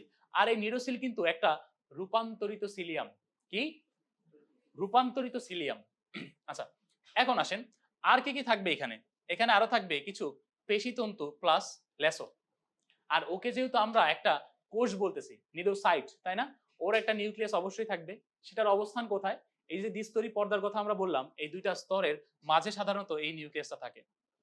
এই হচ্ছে একটা নিডোসাইটের গঠন। এটা আপনাদের এইচএসসির জন্য কিন্তু ইম্পর্টেন্ট, কারণ আপনাদের চিত্র সহ আঁকতে বলা হয়, তাই না? আচ্ছা, আমরা পরবর্তীতে চলে যাই। এখন আসি আমরা নেমাটোসিস্টের প্রকারভেদ। নিডারিয়ানদের কত প্রকার নেমাটোসিস্ট আবিষ্কৃত হয়েছে এই পর্যন্ত? জি, 23 প্রকার। এর মধ্যে হাইড্রার কত প্রকার থাকে? 4 প্রকার। এখন আমরা আসি হাইড্রার 4 প্রকারের নেমাটোসিস্ট। এর মধ্যে প্রথমে আসেন যেটা হচ্ছে সর্ববৃহৎ নেমাটোসিস্ট, তাকে আমরা কি বলি? স্টিনোটিল বা পেনিট্রেন্ট বলি। আচ্ছা, এখন তার নাম আমরা পেনিট্রেন্ট কেন বলতেছি? ইয়েস, সে হচ্ছে পেনিট্রেট করতে পারে কার মাধ্যমে? এই যে বার্বগুলো আছে, কাটা, এই কাটাটা শিকারের দেহের ভিতরে পেনিট্রেট করতে পারে সে, বা পেনিট্রেশন হয় এই বার্বের মাধ্যমে, এজন্য তার নাম কি? পেনিট্রেন্ট। ওকে, এটাকে আমরা কি বললাম? যে সে হচ্ছে হাইড্রার বৃহত্তম নেমাটোসিস্ট। এখন আসেন আমরা একটু চিত্র দেখে পড়ি। দেখেন, আচ্ছা দেখেন তো এর সূত্রক কি আপনি লম্বা বলবেন না খাটো বলবেন? তাহলে সূত্রক লম্বা। এখন সূত্রকের অগ্রভাগ বা শীর্ষদেশ এটা কি উন্মুক্ত হবে না বদ্ধ হবে? আচ্ছা, এটা উন্মুক্ত কেন হয়? কারণ হচ্ছে ও হিপনোটক্সিন ক্যারি করে, এবং এই সূত্রকের মাধ্যমে সাধারণত হিপনোটক্সিনটা সে শিকারের বডিতে প্রবেশ করায়। এখন ও যদি উন্মুক্ত না হয় শীর্ষভাগ, তাহলে সে কি বিষটাকে প্রবেশ করাতে পারবে? তাই না? এজন্য তাকে উন্মুক্ত হওয়া লাগে। আচ্ছা, এখন আসেন ওর যে গোড়ার দিকের স্ফীত অংশ এটাকে আমরা দেখতে পাচ্ছি, তাই না? তাহলে এটা কি? তার বাটটা সুগঠিত। ওকে, আর কি থাকবে এখানে দেখেন তো? এখানে হচ্ছে এই যে কাটার মতো অংশগুলো দেখা যাচ্ছে, এগুলোকে আমরা কি বলি? বার্ব। তাহলে এখানে 3টা বার্ব আমরা পাবো। প্লাস দেখেন উপরে ছোট ছোট রোমশ অংশ দেখা যাচ্ছে, যেগুলোকে আমরা বলি বারবিউল। তাহলে এখানে 3 সারিতে সর্পিল আকারে সজ্জিত বারবিউল দেখা যাবে। ওকে, আমরা আরো বললাম যে এখানে থাকে কি হিপনোটক্সিন। তো এই হিপনোটক্সিনটা সে শিকারের বডিতে প্রবেশ করানোর মাধ্যমে শিকারকে অবশ করে দিতে পারে। আচ্ছা, এখন আসেন এরপরে যেটা, সেটা হচ্ছে ভলভেন্ট। এই ভলভেন্ট যেটা আছে, এই ভলভেন্ট মানে হচ্ছে পেঁচানো। এখন সে কি করে, সে হচ্ছে শিকারকে পেঁচায় রাখতে পারে, বা তাকে যদি নর্মাল অবস্থায় ছেড়ে দেওয়া হয় সে হচ্ছে কর্কস্ক্রুর মতো পেঁচায় থাকে, এজন্য এর নাম হচ্ছে কি ভলভেন্ট। আচ্ছা, এখন আসেন এর সূত্রক দেখেন, এটা কি খাটো না অনেক বেশি? খাটো প্লাস মোটা অনেক বেশি, প্লাস ও হচ্ছে স্থিতিস্থাপক। ওর মধ্যে কি কোনো বারবিল কিছু আছে? তাহলে ওকে আমরা বলবো কাঁটাবিহীন। আর ওর মধ্যে দেখেন কোনো বিষাক্ত পদার্থ কিছুই নাই। আচ্ছা, একটা কথা বলে রাখি, এখানে হাইড্রার 4 ধরনের নেমাটোসিস্টের মধ্যে শুধুমাত্র এই স্টিনোটিল বা পেনিট্রেন্টেই হিপনোটক্সিন বিষটা পাওয়া যায়, বাকি কোনোটাই কিন্তু হিপনোটক্সিন পাওয়া যায় না। ঠিক আছে, তাহলে ওর মধ্যে যেহেতু ফাঁকা কিছু নাই, তাহলে ওর শীর্ষদেশ কি হবে? বদ্ধ। কিছু বের হবে এখান দিয়ে না, এজন্য কি ওর শীর্ষদেশ বদ্ধ হবে। আচ্ছা, আর যেটা বললাম যে ও সাধারণত যখন সে নর্মাল অবস্থায় থাকে তখন ওর সূত্রকের প্যাচ থাকে একটা, বাট যখন সে নিক্ষিপ্ত হয় তখন তার সূত্রকে কর্কস্ক্রুর মতো একাধিক প্যাচ হয়ে যায়। ওকে, সে হচ্ছে শিকারকে আঁকড়ে ধরতে সাহায্য করতেছে। আমরা তাহলে পরের দিকে যাই। এরপরে দেখেন আরো বাকি থাকে কি, আরো দুইটা, তাই না? এখন এই দুইটার নাম আমরা একটু দেখি। দেখেন প্রথমটাকে আমরা বলতেছি কি স্ট্রেপটোলিন গ্লুটিনেন্ট। এখন ওদের দুইজনকেই বলা হয় গ্লুটিনেন্ট, কারণ কি এদের মধ্যে হচ্ছে গ্লু এর মতো বা আঠার মতো কিছু পদার্থ থাকে এখানে, যেগুলো হচ্ছে তাদের সূত্রকের মাধ্যমে খরিত হয়, এজন্য তাদেরকে বলা হয় গ্লুটিনেন্ট। আর দেখেন উপরে যেটা, তাকে বলা হচ্ছে কি হলোট্রিকাস আইসোরাইজা। এখন তার এই নাম কেন? এখানে ট্রিকাস যেটা, ট্রিকাস মানে হচ্ছে মেইনলি কাটা, আর হলোট্রিকাস মানে হচ্ছে কাটা যুক্ত। আর আইসোরাইজা যেটা, এটা হচ্ছে আসছে তার যে সূত্রকটা আছে, সূত্রক হচ্ছে সমব্যাসীয়। এখন তাহলে কাটা যুক্ত সূত্রক সেটা আবার সমব্যাসীয়, সেটাকে আমরা কি বলি? হলোট্রিকাস আইসোরাইজা। আচ্ছা, এখন আমরা আগের স্লাইডটাতে দেখি, দেখেন তার এই যে সূত্র কি সমব্যাসীয় দেখা যাচ্ছে, প্লাস এখানে কি কাটা আছে, এই জন্য আমরা কি বলি? হলোট্রিকাস আইসোরাইজা। এখন দেখেন ওর সাথে ওর পার্থক্য কি, ওর মধ্যে কাটা আছে আর ওর মধ্যে কাটা নাই, বাকি সবকিছু কিন্তু সেম। এই জন্য দেখেন ওকে বলা হয় কি অ্যাট্রিকাস আইসোরাইজা। এই যে অ্যাট্রিকাস আইসোরাইজা বা স্টেরিওলিন গ্লুটিনেন্ট, ও হচ্ছে হাইড্রার সব থেকে ক্ষুদ্রতম নেমাটোসিস্ট। ওকে, আচ্ছা, এখন আমি বললাম একটু আগে যে ওরা কি করে, এক ধরনের আঠালো রস ক্ষরণ করে, যার মাধ্যমে কি করতে পারে, তারা শিকারটাকে আটকায় রাখতে পারে। আর প্লাস দেখেন এখানে দেখেন ওদের সূত্র, এটা কি লম্বা না খাটো? তাহলে আমরা বলতেছি আঠালো একটা পদার্থ তারা ক্ষরণ করতেছে। এখন তাহলে কি হবে এখানে, শীর্ষ কি হবে, বদ্ধ হবে না মুক্ত হবে? মুক্ত হবে অবশ্যই। আচ্ছা, আর হচ্ছে তাদের কি কোনো বাট দেখা যাচ্ছে এখানে, স্ফীত অংশ আছে? তাহলে বাট সুগঠিত না। বুঝতে পারছেন? এইভাবে হচ্ছে ফিগার গুলা চোখের মধ্যে ভাষায় যাবেন, পরীক্ষার আর কোনো এমসিকিউ ভুল হবে না। আচ্ছা, এরপরে আসেন নেমাটোসিস সূত্রক নিক্ষেপের কৌশল। এটা সাধারণত আপনাদের মেডিকেলের এক্সামের জন্য এত বেশি ইম্পর্টেন্ট না, লাগবে না। এটা লাগবে কোথায়? আপনাদের এইচএসসির জন্য। ভলভেন্টের বাট, হ্যাঁ ভলভেন্টের বাট সুগঠিত। আচ্ছা, এখন আসেন এই যে নেমাটোসিস্টের সূত্রক নিক্ষেপের কৌশল, এটাকে আমরা বলি একটা রাসায়নিক প্রক্রিয়া প্লাস যান্ত্রিক প্রক্রিয়া। কারণ এখানে দেখবেন যে আপনার বইয়ে লেখা আছে গামা পলিগ্লুটামেট, একটা শব্দ আছে, দেখেন আছে কিনা, একটা রাসায়নিক পদার্থ, ঠিক আছে? এখন এর প্রতি হচ্ছে এই হাইড্রা সংবেদনশীল, মানে হচ্ছে এই গামা পলিগ্লুটামেট সমৃদ্ধ যে সকল জীব আছে তাদেরকে হচ্ছে হাইড্রা শিকার করে থাকে। এখন এই রকম জীব যখন হচ্ছে হাইড্রার কাছাকাছি অবস্থান করবে, তখন এই তার পলিগ্লুটামেটের অবস্থানের জন্য হাইড্রা এক ধরনের সেন্সেশন পাবে, যার ফলে তার কোষিকার আশেপাশের অঞ্চলে পানি ভেদন ক্ষমতাটা অনেক বেশি বেড়ে যাবে। এখন পানি যত বেশি ভিতরের দিকে যাইতে থাকবে, তত কি হবে, ভিতরের দিকে একটা প্রেসার ক্রিয়েট হবে। এই যে প্রেসারটা, এটাকে আমরা বলি অভিস্রবণিক প্রেসার, ঠিক আছে? এখন এই যে অভিস্রবণিক চাপ, সেটা কি ক্রমশ বাড়তে থাকতেছে, নেমাটোসিস্টের ভিতরে কি পানি প্রবেশ করতেছে অনেক বেশি করে, তাই না? তাহলে অভিস্রবণিক চাপটা অনেক বেশি বেড়ে গেল। এখন এর পরে যখন হচ্ছে এই শিকারটা নিডোসিলকে সামান্য স্পর্শ করবে, তখন এই সংবেদটা মস্তিষ্কে চলে যাবে, তার তো মস্তিষ্ক নাই, স্নায়ু কোষে চলে যাবে। সেখান থেকে কি করবে, স্নায়ুটা একটা হাইড্রোস্ট্যাটিক প্রেসারের ক্রিয়েট করবে ভিতরে। এই হাইড্রোস্ট্যাটিক প্রেসার কি করবে, সে হচ্ছে ভিতর দিক থেকে বাইরের দিকে চাপ দিবে, যার ফলে হচ্ছে এই অপারকুলামটা খুলে যাবে। এখন অপারকুলাম যখন খুলে যাবে তাহলে কি হবে, সূত্রকটা বাইরে বেরিয়ে চলে আসবে, যার ফলে হচ্ছে তার সূত্রকটা নিক্ষেপিত হয়ে যাবে। আচ্ছা, এখন আসেন এই যে সূত্রক, সে যদি একবার নিক্ষিপ্ত হয়ে যায় তাহলে কি পরবর্তীতে আবার ব্যবহার করা যাবে?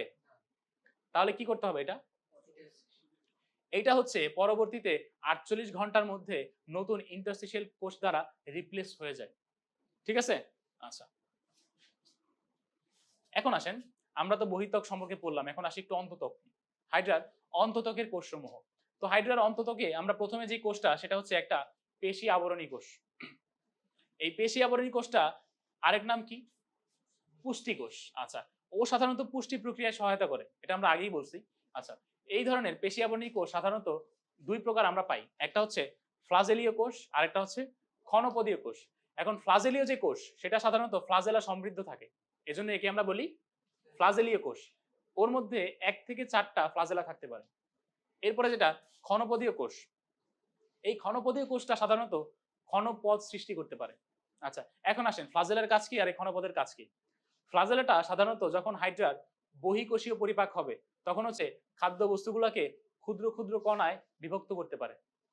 আর এই যে ক্ষণপদীয় কোষ, এই যে খাদ্যগুলা যখন বহিঃকোষীয় পরিপাক শেষ হয়ে যাবে, তখন সেটা ক্ষণপদ সৃষ্টির মাধ্যমে সেটাকে কোষের ভিতরে নিয়ে গিয়ে অন্তঃকোষীয় পরিপাকের জন্য রেডি হবে। বুঝতে পারছেন? আচ্ছা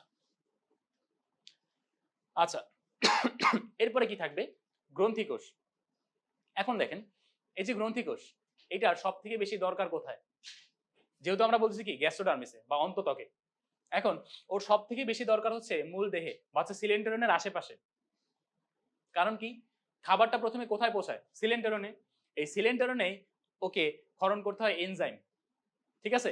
এজন্য হচ্ছে এই সিলেন্টেরনের আশেপাশে ওর সংখ্যা অনেক বেশি থাকে বা ওকে অনেক বেশি পরিমাণে পাওয়া যায়। প্লাস হচ্ছে আরেকটা জায়গা, সেটা হচ্ছে হাইপোস্টাম, সেইখানেও বেশি থাকে। এখন হাইপোস্টামে কেন বেশি থাকে? আমরা বললাম যে সিলেন্টেরনে সে এনজাইম ক্ষরণ করে, বাট হাইপোস্টামে সে কি করবে? সে হচ্ছে মিউকাস ক্ষরণ করবে। কারণ কি? খাদ্য বস্তুটাকে যেন গলাধঃকরণ করতে সহজ হয়, এজন্য সে মিউকাস ক্ষরণ করবে। কোথায়? হাইপোস্টমের কাছে। আর এছাড়াও সে কোথায় থাকতে পারে? পদতলে অল্প কিছু পরিমাণ থাকতে পারে, বাট একদমই থাকবে না কোথায়? কোর্সিকায়, তার কোনো দরকারই নেই। আচ্ছা, এখন আসেন, আমরা বললাম যে গ্রন্থি কোষ, দেখেন একটা হচ্ছে কি মিউকাস ক্ষরণকারী, আরেকটা কি এনজাইম ক্ষরণকারী। এখন এনজাইম ক্ষরণকারী কি করে? পরিপাকে সাহায্য করে। আর মিউকাস ক্ষরণকারী সেটা কোথায়? হাইপোস্টামে অবস্থিত। আচ্ছা, এরপরে আসেন ইন্টারস্টিশিয়াল কোষ।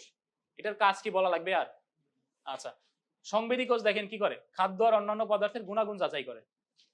আর স্নায়ু কোষ কি করবে? এগুলোর মাধ্যমে সমন্বয় সাধন করবে, এরা কোনো কাজই নেই। আচ্ছা, এখন আসেন মেসোগ্লিয়া। মেসোগ্লিয়া জিনিসটা কি? এখানে দেখেন, এই যে একটা হাইড্রা, তাকে আমরা যদি এখান থেকে ধরেন তার দেহ প্রাচীরটাকে কেটে নিয়ে আসছি, কেটে নিয়ে আসলাম, এখানে আমরা কি পেলাম? একটা কোষের স্তর, এখানে আরেকটা কোষের স্তর, মাঝখানে একটা অকোষীয় অংশ আমরা পেলাম। এখন এই যে অকোষীয় স্বচ্ছ জেলির মতো অংশটা, এটাকে আমরা বলি কি? মেসোগ্লিয়া। এখন দেখেন আমাদের বডিতে কি কঙ্কাল আছে, তাই না? কঙ্কাল তন্ত্র আছে, আপনারা পড়ে আসছেন কয়দিন আগে। আচ্ছা, এখন হাইড্রার বডিতে কি এরকম কোনো কঙ্কাল আছে? বাট তার নমনীয় কঙ্কাল হিসেবে কাজ করে এই মেসোগ্লিয়া, এজন্য একে বলা হয় হাইড্রার নমনীয় কঙ্কাল। বুঝতে পারছেন?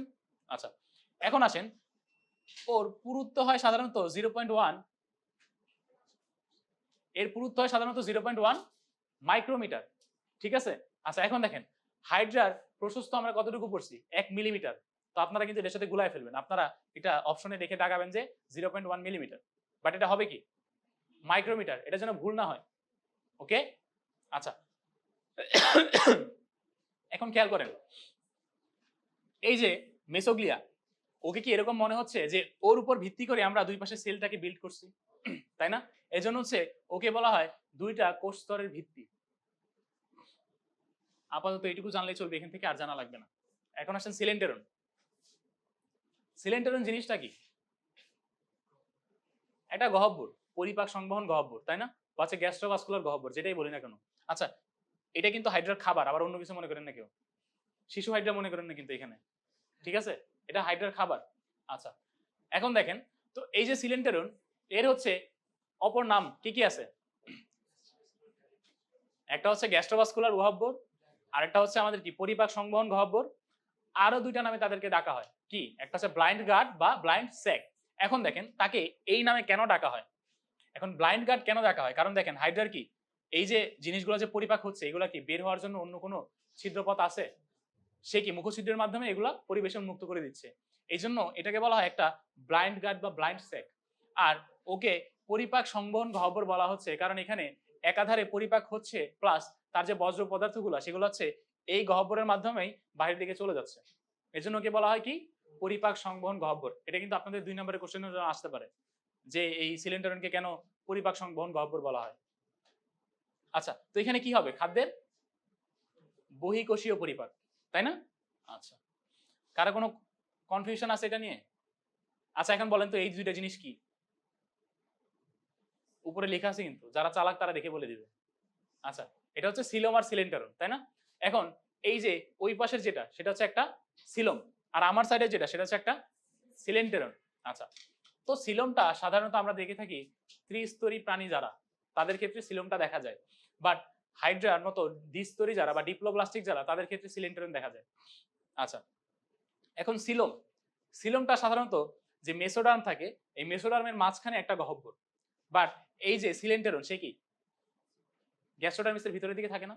আচ্ছা, এরপরে আসেন সিলোমের যে আবরণ সেটা কি মেসোডার্মাল পেরিটোনিয়াল যে পর্দা সেটা দিয়ে আবৃত থাকে, বাট এখানে ওর কি কোনো আবৃত করার মতো কোনো আবরণী পর্দা এখানে আছে? সে কি গ্যাস্ট্রোডার্মিসের কোষগুলা দিয়ে আবৃত থাকে। আচ্ছা, তো মোটামুটি হচ্ছে আর হচ্ছে আপনার সিলোম যেটা সেটা কি বিভিন্ন ধরনের অর্গান থাকে এটার ভিতরে, তাই তো?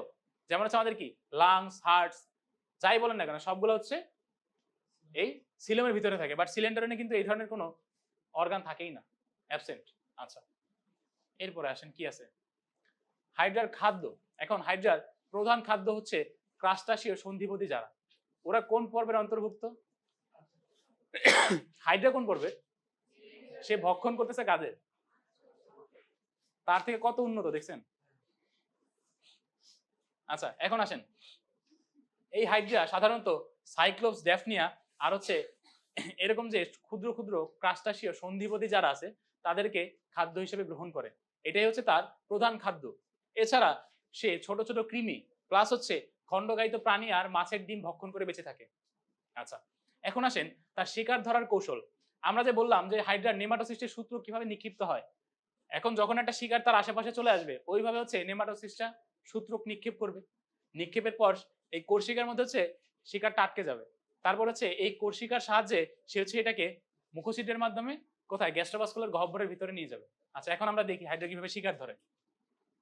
এই যে দেখেন ঘোরাফেরা করতেছে তার শিকার, এই যে এসে ধরে ফেললো, দেখছেন? এই যে মুখোশিটের মাধ্যমে খেয়ে ফেলতেছে। এই দেখেন ইফতারির পরে আপনাদের এই অবস্থা হবে। আচ্ছা, এখন বুঝতে পারলেন কিভাবে খাবার ধরে? আচ্ছা, এখন আসেন খাদ্যের পরিপাক। হাইড্রাতে দুই ধরনের খাদ্যের পরিপাক দেখা যায়, একটা হচ্ছে অন্তঃকোষীয় পরিপাক আর একটা বহিঃকোষীয় পরিপাক। যেটা তার বহিঃকোষীয় পরিপাক সেটা হয় কোথায়? সিলেন্ডারনে সংগঠিত হয়। তাহলে এইখানে কি আসবে? কিছু পরিমাণ এনজাইম আমাদের লাগবে পরিপাক হওয়ার জন্য। এখন প্রথমে আসি আমরা, এখানে প্রথমে এই গ্রন্থি থেকে যে এনজাইমগুলো নিঃসৃত হবে সেগুলো হচ্ছে এই খাবার এই যে খাদ্য বস্তুটা তাকে হচ্ছে মেরে ফেলবে, এনজাইমের প্রভাবে সে হচ্ছে মারা যাবে। এরপরে হচ্ছে কি তার মেকানিক্যাল ডাইজেশন ঘটবে। এই হাইড্রার যে কোষগুলো আছে যেমন হচ্ছে আমাদের পেশিয়াবরণী কোষ, তারা কি সংকোচন প্রসারণ ক্ষম, তারা হচ্ছে সংকোচন প্রসারণের মাধ্যমে এই খাবারগুলোকে ক্ষুদ্র ক্ষুদ্র টুকরাতে পরিণত করবে। এখানে সাহায্য করবে ফ্লাজেলাযুক্ত কোষ, আমরা পড়ছিলাম না ফ্লাজেলীয় কোষ, এই ফ্লাজেলীয় কোষ তাদেরকে সাহায্য করবে, প্লাস ও কি করবে ওর ফ্লাজেলাটাকে আন্দোলনের মাধ্যমে হচ্ছে এনজাইমের সাথে এই খাদ্য বস্তুগুলোকে মিশ্রিত করবে, ভালোভাবে মিক্স করবে। আচ্ছা, এখন দেখেন কথা হচ্ছে এই বহিঃকোষীয় পরিপাকের ক্ষেত্রে যে এনজাইমগুলো আসে সেগুলা গ্রন্থি কোষ থেকে আসে। কোথা থেকে আসে? গ্রন্থি কোষ থেকে। আর এখানে মাত্র এক ধরনের এনজাইম আসবে, সেটা কি? পেপসিন। এই পেপসিন কি প্রোটিওলাইটিক নাকি লাইপোলাইটিক নাকি অ্যামাইলোলাইটিক? প্রোটিওলাইটিক। সে হচ্ছে প্রোটিনকে বিপাক করে পলিপেপটাইডে কনভার্ট করবে। ওকে, আচ্ছা, এখন আসেন অন্তঃকোষীয় পরিপাক। যখন হচ্ছে বহিঃকোষীয় পরিপাক শেষ হয়ে যাবে, দেখেন এই যে এখান থেকে দেখেন গ্ল্যান্ড সেলগুলো এনজাইম ক্ষরণ করছে, এখানে কি বহিঃকোষীয় পরিপাক হয়েছে। বহিঃকোষীয় পরিপাক হওয়ার পরে এই যে ফুড পার্টিকেলস গুলা এগুলা দেখেন এই সেলটা ক্ষণপথ সৃষ্টির মাধ্যমে তার ভিতরের দিকে নিয়ে যাচ্ছে। এটা কি তাহলে একটা ক্ষণপদীয় কোষ। এই ক্ষণপদীয় কোষটা এই খাবারটাকে যখন ভিতর দিকে নিয়ে যায় তখন একটা ফুড ভ্যাকিউল বা একটা খাদ্য গহ্বর সৃষ্টি করে এখানে। আচ্ছা, তাহলে এখানে একটা খাদ্য গহ্বর সৃষ্টি হয়ে গেল। এরপরে কি হবে? এখানে অন্তঃকোষীয় পরিপাক। দেখেন অন্তঃকোষীয় পরিপাকের ক্ষেত্রে কোষের ভিতরে হচ্ছে, এই জন্য এটাকে আমরা কি বলতেছি? অন্তঃকোষীয়। আচ্ছা, এটা সাইটোপ্লাজম থেকে এনজাইম নিঃসৃত হবে এখানে, এই পরিপাকে সাইটোপ্লাজম থেকে এনজাইম আসবে।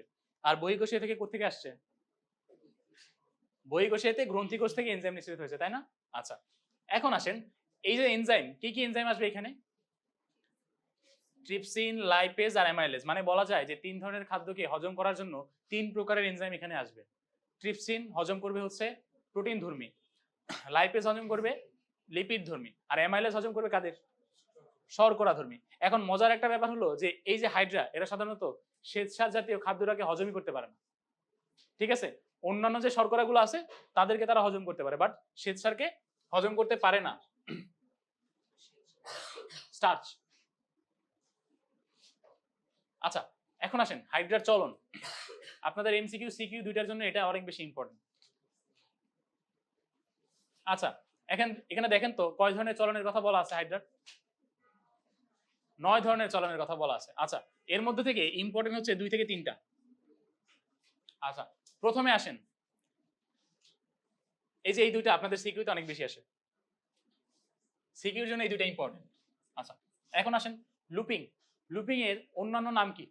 একে আমরা আর কি কি নামে ডাকতে পারি? হামাগুড়ি বলতে পারি, জোকা চলন বা শুয়োপোকা চলন বলতে পারি। একটু উইয়ার্ড নামগুলো, বাট মুখস্থ করতে হবে।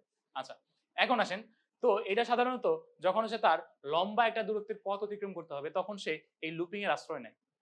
তো এখানে সাধারণত কি হয়, হাইড্রা নরমালি কি তার পদচাকতির উপর ভর করে থাকে, তাই তো? বাট এই সময় সে কি করে, তার পদচাকতির উপর যখন থাকে তখন সে এক পাশের কোষগুলাকে সংকুচিত করে, অপর পাশের কোষগুলাকে প্রসারিত করে, যার ফলে তার দেহকাণ্ডটা বেঁকে যায়, বেঁকে তার কোষিকাটা একদম সারফেসের সাথে চলে আসে। তখন এখানে আমরা কি জানি যে গ্লুটিনেন্ট নেমাটোসিস গুলো এখানে আছে, তাই না? এখান থেকে গ্লুয়ের মতো বা আঠালো রস ক্ষরিত হয়, যার ফলে হচ্ছে টেন্টিকলস গুলা সারফেসের সাথে অ্যাটাচ হয়ে যায়। তখন সে কি করে, তার পাদচাকতি যেটা এতক্ষণ অ্যাটাচ ছিল সেটাকে ডিটেচ করে ফেলে। এখন এর পরে সে তার পাদচাকতিকে সামান্য এগিয়ে নিয়ে যায়, সামান্য এগিয়ে নিয়ে কোষিকার কাছে স্থাপন করে, সেখানে তারপরে সেটাকে স্থাপন করে কোষিকাকে এখান থেকে মুক্ত করে ফেলে। মুক্ত করার মাধ্যমে সে কিছু পরিমাণ দূরত্ব অতিক্রম করে। এই যে দেখেন টোটাল প্রসেস, দেখছেন? দেহকোষ বাঁকাইলো, এখানে হচ্ছে কোষিকাগুলোকে স্থাপন করলো, তারপর হচ্ছে পদচাকতিকে সামনের দিকে নিয়ে আসলো, যার ফলে হচ্ছে কিছু পরিমাণ দূরত্ব সে অতিক্রম করতে পারলো। এর মাধ্যমে সাধারণত সে অনেক বেশি দূরত্ব যখন অতিক্রম করতে হয় তখন এই ধরনের চলন পদ্ধতির সে আশ্রয় নেয়। আচ্ছা, এরপরে আসেন যেটা হচ্ছে সমারসল্টিং বা ডিগবাজি।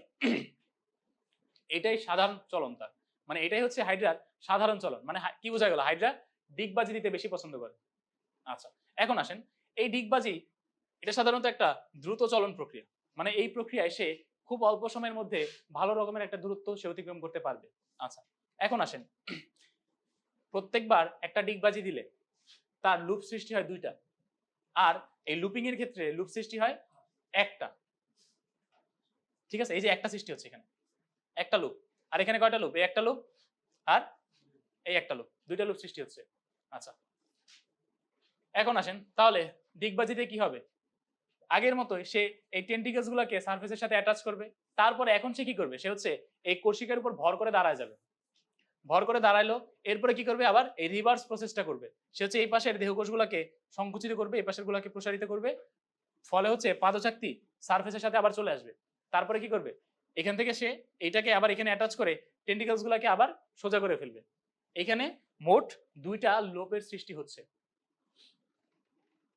এখন আসেন আর কি কি চলন হতে পারে। গ্লাইডিং বা অ্যামিবয়েড চলন, এটা কিসের মাধ্যমে আমরা বলছি, কিসের মাধ্যমে হয়? পাদচাকতির মাধ্যমে, তাই না? আচ্ছা, এরপরে যেটা ভাষা, ভাষাও সাধারণত পাদচাকতির মাধ্যমে হতে পারে অথবা গ্রন্থিকোষের মাধ্যমে হতে পারে। কারণ কি, তারা বুদবুদ উৎপাদনে সক্ষম। এই যে বাবল গুলো তৈরি করতেছে, গ্যাস বাবল, তাই না? এই গ্যাস বাবল গুলো দেখেন কোথায়, পাদচাকতির সাথে লেগে আছে, তাই না? এই জন্য বলছি যে যদি আসে যে কারা বুদবুদ উৎপন্ন করে, পাদচাকতি দাগাবেন। আচ্ছা, এখন দেখেন এই যে গ্যাস বাবল ফর্ম করলো, এগুলা কি করবে, হাইড্রাকে ভাষায় রাখতে সাহায্য করে। এই জন্য একে আমরা বলি যে ভাষা চলন হাইড্রার। আচ্ছা, আর কি কি হতে পারে? সাঁতার, হাইড্রা তার কোষিকাগুলোকে ব্যবহার করে সাঁতার কাটতে পারে। আচ্ছা, এইটা হচ্ছে লাগবে হ্যাচড়ানো বা ক্রলিং। দেখেন আপনাদের পুরাতন বইয়ে এটাকেও হামাগুড়ি দেওয়া আছে, এটা একটু কেটে ঠিক করে নেন। পুরাতন বই কার কার, কারো কাছে পুরাতন বই থাকলে দেখেন এখানে হামাগুড়ি লেখা, এটা একটু চেঞ্জ করে নিন।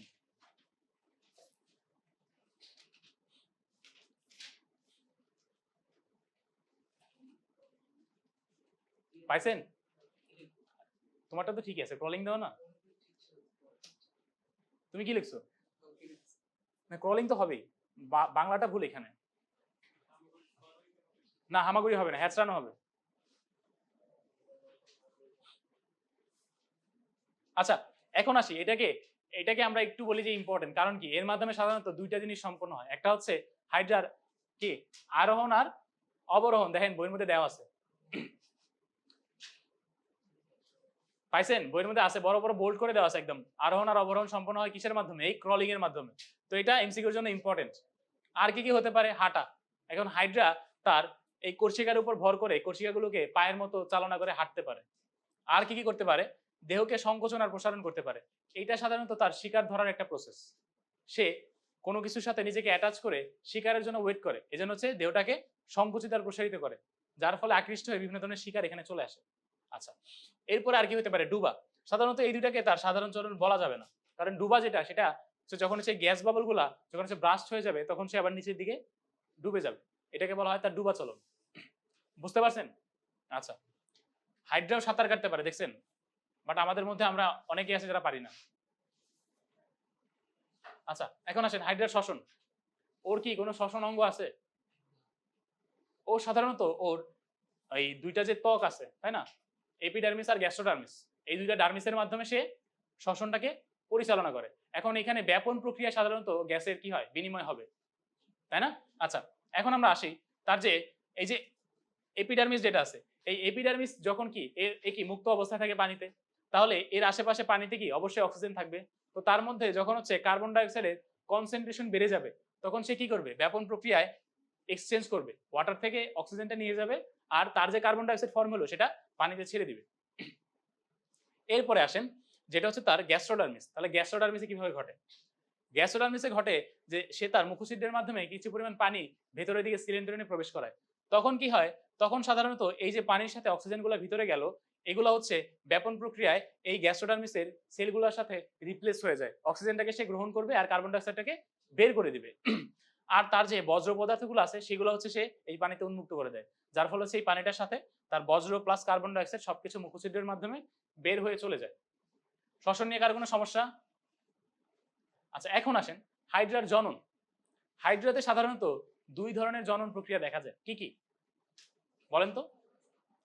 আচ্ছা, এখানে আমরা বোধ যৌন জনন আর অযৌন জনন দুইটাই দেখতে পাবো। প্রথমে আসেন হাইড্রার অযৌন জনন। অযৌন জনন সাধারণত আপনাদের বইয়ে দেওয়া আছে দুইটা, একটা হচ্ছে বিভাজন আর একটা মুকুল উদ্গম বা বাডিং। এখন আসেন মুকুল উদ্গম। এখানে হেল্প করবে কোন সেল? Interstitial sell. দেখেন কি হবে, হাইড্রার দেহকাণ্ডের মাঝামাঝি অংশ থেকে ইন্টারস্টিশিয়াল কোষগুলা বিভাজিত হয়ে একটা মুকুল সৃষ্টি করবে এখানে। এই মুকুলটা পর্যায়ক্রমে বৃদ্ধিপ্রাপ্ত হবে, বৃদ্ধি পেতে পেতে পেতে পেতে সে একটা পূর্ণাঙ্গ প্রাণীর মতো আকার ধারণ করবে। যখন সে একটা পূর্ণাঙ্গ হাইড্রার আকার ধারণ করবে, দেখেন এখানে কিন্তু ভিতরে কিন্তু সবকিছু সৃষ্টি হবে, মানে ভিতরে তার সিলিন্ডারেনও আছে, মেসোগ্লিয়াও আছে, ঠিক আছে? এখানে মেসোগ্লিয়া সিলিন্ডারেন সবকিছু আছে, মানে কি একটা সে একটা পূর্ণাঙ্গ হাইড্রার মতো। আচ্ছা, যখন হচ্ছে পূর্ণাঙ্গ একটা হাইড্রার মতো সৃষ্টি হয়ে যাবে, তখন তার পাদচাকতির এখান থেকে খাঁজের সৃষ্টি হবে। এই খাঁজগুলা ক্রমান্বয়ে ভিতরের দিকে চলে যাবে, যার ফলে এখান থেকে একটা অপত্য হাইড্রা মুক্ত হয়ে যাবে। এই টোটাল প্রসিডিউরটা সম্পন্ন হতে সময় লাগে 3 সপ্তাহ বা 21 দিনের মতো। আচ্ছা, এখন আমরা তাহলে একটু দেখি যে হাইড্রার এই অযৌন জনন প্রক্রিয়া কিভাবে হয়। আমরা কি দেখেন, এই যে একটা মুকুল সৃষ্টি হয়েছে এখানে, এই মুকুলটা আস্তে আস্তে বড় হচ্ছে। এই দেখেন পূর্ণাঙ্গ হয়ে গেছে, এখান থেকে এখনো চলে যাবে। এই দেখেন ছিঁড়ে গেছে, দেখছেন? এখান থেকে আলাদা হয়ে গেছে, সে এখন পূর্ণাঙ্গভাবে নিজে বসবাস করতে পারবে। এটাই কি তার অযৌন জনন বা মুকুল উদ্গম প্রক্রিয়া। আচ্ছা, এখন কথা হচ্ছে এখানে তো আমরা কয়েক সেকেন্ডের ব্যবধানে দেখে ফেললাম, তাই না? বাট টোটাল সময় লাগে কতটুকু? 3 সপ্তাহ। এটা যেন মাথায় থাকে, আবার কয়েক সেকেন্ড লিখে দিয়েছেন না। আচ্ছা, এখন আসেন অযৌন জনন। এই অযৌন জননকে আমরা আবার বিভাজন নামে আরেকটা পার্টে ভাগ করি, তাই না? আচ্ছা, এই বিভাজনটাকে দুই ভাগে ভাগ করা যায়, একটা হচ্ছে কি অনুদৈর্ঘ্য বিভাজন, আরেকটা অনুপ্রস্থ বিভাজন। এখন আসেন যখন আপনি দৈর্ঘ্য বরাবর হাইড্রাকে কেটে ফেলবেন, তখন এই দুইটা যে দৈর্ঘ্য বরাবর কাটলেন আপনি, এই দুইটা অংশ থেকে নতুন দুইটা হাইড্রার সৃষ্টি হবে।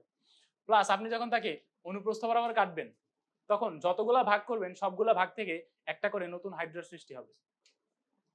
আচ্ছা, এখন তাহলে আমরা একটু এই বিভাজনটা একটু দেখি।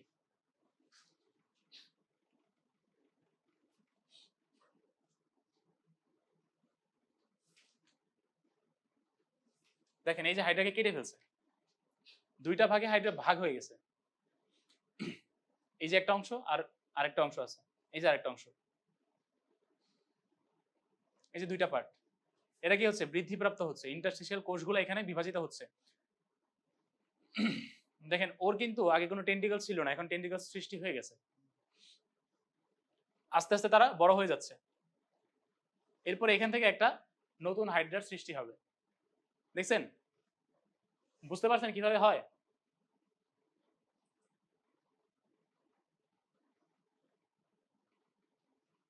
আচ্ছা, এখন আসেন হাইড্রার যৌন জনন।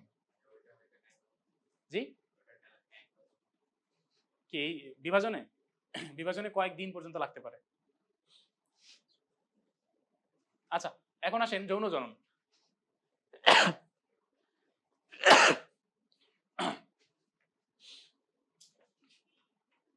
এখানে কয়েকটা ধাপ থাকবে। প্রথম যেটা, যৌন জনন হওয়ার জন্য সেখানে আমাদের গ্যামিট সৃষ্টি করতে হবে। এখন গ্যামিট যেই প্রক্রিয়ায় সৃষ্টি হয় তাকে কি বলে? তারপরে কি হবে? নিষেক হবে। নিষেকের পরে এই প্রাণীটার পরিস্ফুটন ঘটবে। এই তিনটা প্রসেসের পরে একটা পূর্ণাঙ্গ প্রাণী আমরা পাবো। আচ্ছা, এখন আসেন প্রথমে গ্যামিটোজেনেসিস। গ্যামিটোজেনেসিস আবার দুই ধরনের, একটা হচ্ছে স্পারমাটোজেনেসিস আর একটা উওজেনেসিস। আচ্ছা, এখন আসেন স্পারমাটোজেনেসিস। এই স্পারমাটোজেনেসিস যেটা আসে এটা হবে কোথায়? শুক্রাশয়, তাই তো? আচ্ছা, এখন শুক্রাশয়টা কোথায় থাকবে? হাইড্রার দেহকাণ্ডের উপরের অর্ধাংশে। আচ্ছা, আমরা কোন সময় পাবো শুক্রাশয়? হেমন্ত আর শীতকালে। এখন হেমন্ত আর শীতকালে হাইড্রার উপরের অর্ধাংশে কিছু ইন্টারস্টিশিয়াল কোষ বিভাজিত হয়ে একটা মোচাকৃতির শুক্রাশয় তৈরি করে। আচ্ছা, এই যে মোচাকৃতির একটা শুক্রাশয় তৈরি করলো, এখানে কিছু পরিমাণ ইন্টারস্টিশিয়াল কোষ তারা হচ্ছে রূপান্তরিত হবে। কোন কোষে রূপান্তরিত হবে? তারা রূপান্তরিত হবে এই শুক্রাণু মাতৃকোষে। এখন আপনারা বোটানির সেকেন্ড চ্যাপ্টারে কোষ বিভাজনে সেখানে শিখে আসছেন যে যত ধরনের মাতৃকোষ পাবো বিভাজন কি হবে? মিওসিস, তাই না? এখানে এটা লিখলে কিন্তু মার্ক কাটা, কারণ এই হাইড্রাতে ব্যতিক্রম। এর যে শুক্রাণু মাতৃকোষ, এখানে কোন ধরনের বিভাজন ঘটবে? মাইটোসিস বিভাজন ঘটবে। এটা একটু মাথায় যেন রাখতে, এটা মাথায় রাখতে হবে, ঠিক আছে? আচ্ছা, দেখেন এখন শুক্রাণু মাতৃকোষ এখান থেকে হইলো, ইন্টারস্টিশিয়াল কোষগুলো রূপান্তরিত হয়ে ওর মাইটোসিস বিভাজনের মাধ্যমে এখান থেকে তৈরি হবে স্পারমাটোগোনিয়া। এই স্পারমাটোগোনিয়া একটা ইমম্যাচিউর সেল, যে হচ্ছে পরবর্তীতে বিকশিত হবে, বিকশিত হয়ে সে তৈরি করবে একটা স্পারমাটোসাইট। এই স্পারমাটোসাইটটাই হচ্ছে একটা অ্যাকচুয়াল মাতৃকোষ, যার মধ্যে মিওসিস বিভাজনটা ঘটবে। এই স্পারমাটোসাইটে যখন মিওসিস ঘটবে তখন সে চারটা হ্যাপ্লয়েড স্পারমাটিড তৈরি করবে, যেগুলো হচ্ছে, আচ্ছা এখন বলেন স্পারমাটিড কি ম্যাচিউর না ইমম্যাচিউর? ইমম্যাচিউর। সে হচ্ছে ম্যাচিউর হয়ে তৈরি করবে শুক্রাণু। তাহলে একটা স্পারমাটোসাইট থেকে কয়টা শুক্রাণু উৎপন্ন হবে? চারটা, কারণ মিওসিস হচ্ছে, তাই তো? আচ্ছা, বুঝতে পারলেন? এটা বুঝছেন? কারো কোনো সমস্যা আছে? এখন আসেন উওজেনেসিস। এখন আগের মতোই হাইড্রার নিচের অর্ধাংশ থেকে ইন্টারস্টিশিয়াল কোষগুলা বিভাজিত হয়ে একটা ডিম্বাশয় তৈরি করবে। এই ডিম্বাশয়ে বিভিন্ন ধরনের ইন্টারস্টিশিয়াল কোষ যেগুলো থাকবে সেখান থেকে কিছু কোষ রূপান্তরিত হবে কিসে? ডিম্বাণু মাতৃকোষ। এই ডিম্বাণু মাতৃকোষে বিভাজন হবে মাইটোসিস, নট মিওসিস। ঠিক আছে, কোন বিভাজন হবে? মাইটোসিস। তো মাইটোসিস হওয়ার পরে সে তৈরি করবে উওগোনিয়া। এখন এখানে কাহিনী আছে। এই যে উওগোনিয়াগুলো সৃষ্টি হলো, এখানে সব থেকে বড় যে উওগোনিয়াটা থাকে বিকশিত সব থেকে, সেটা থাকবে, বাকি সবগুলো নষ্ট হয়ে যাবে। আচ্ছা, তারপরে কি হবে? এই উওগোনিয়াটা কনভার্ট হবে, যেটা হচ্ছে সব থেকে বড় থাকে, সেটা কনভার্ট হবে কিসে? উওসাইটে। এখন এই যে উওসাইট, উওসাইটে হবে মিওসিস। উওসাইটে মিওসিস হয়ে একটা কি তৈরি করবে? উওটিড, সাথে তিনটা পোলার বডি। এই পোলার বডিগুলা নষ্ট হয়ে যাবে। নষ্ট হয়ে যাওয়ার পরে এখানে এই উওটিডটা রূপান্তরিত হয়ে কিসে তৈরি করবে? ডিম্বাণু।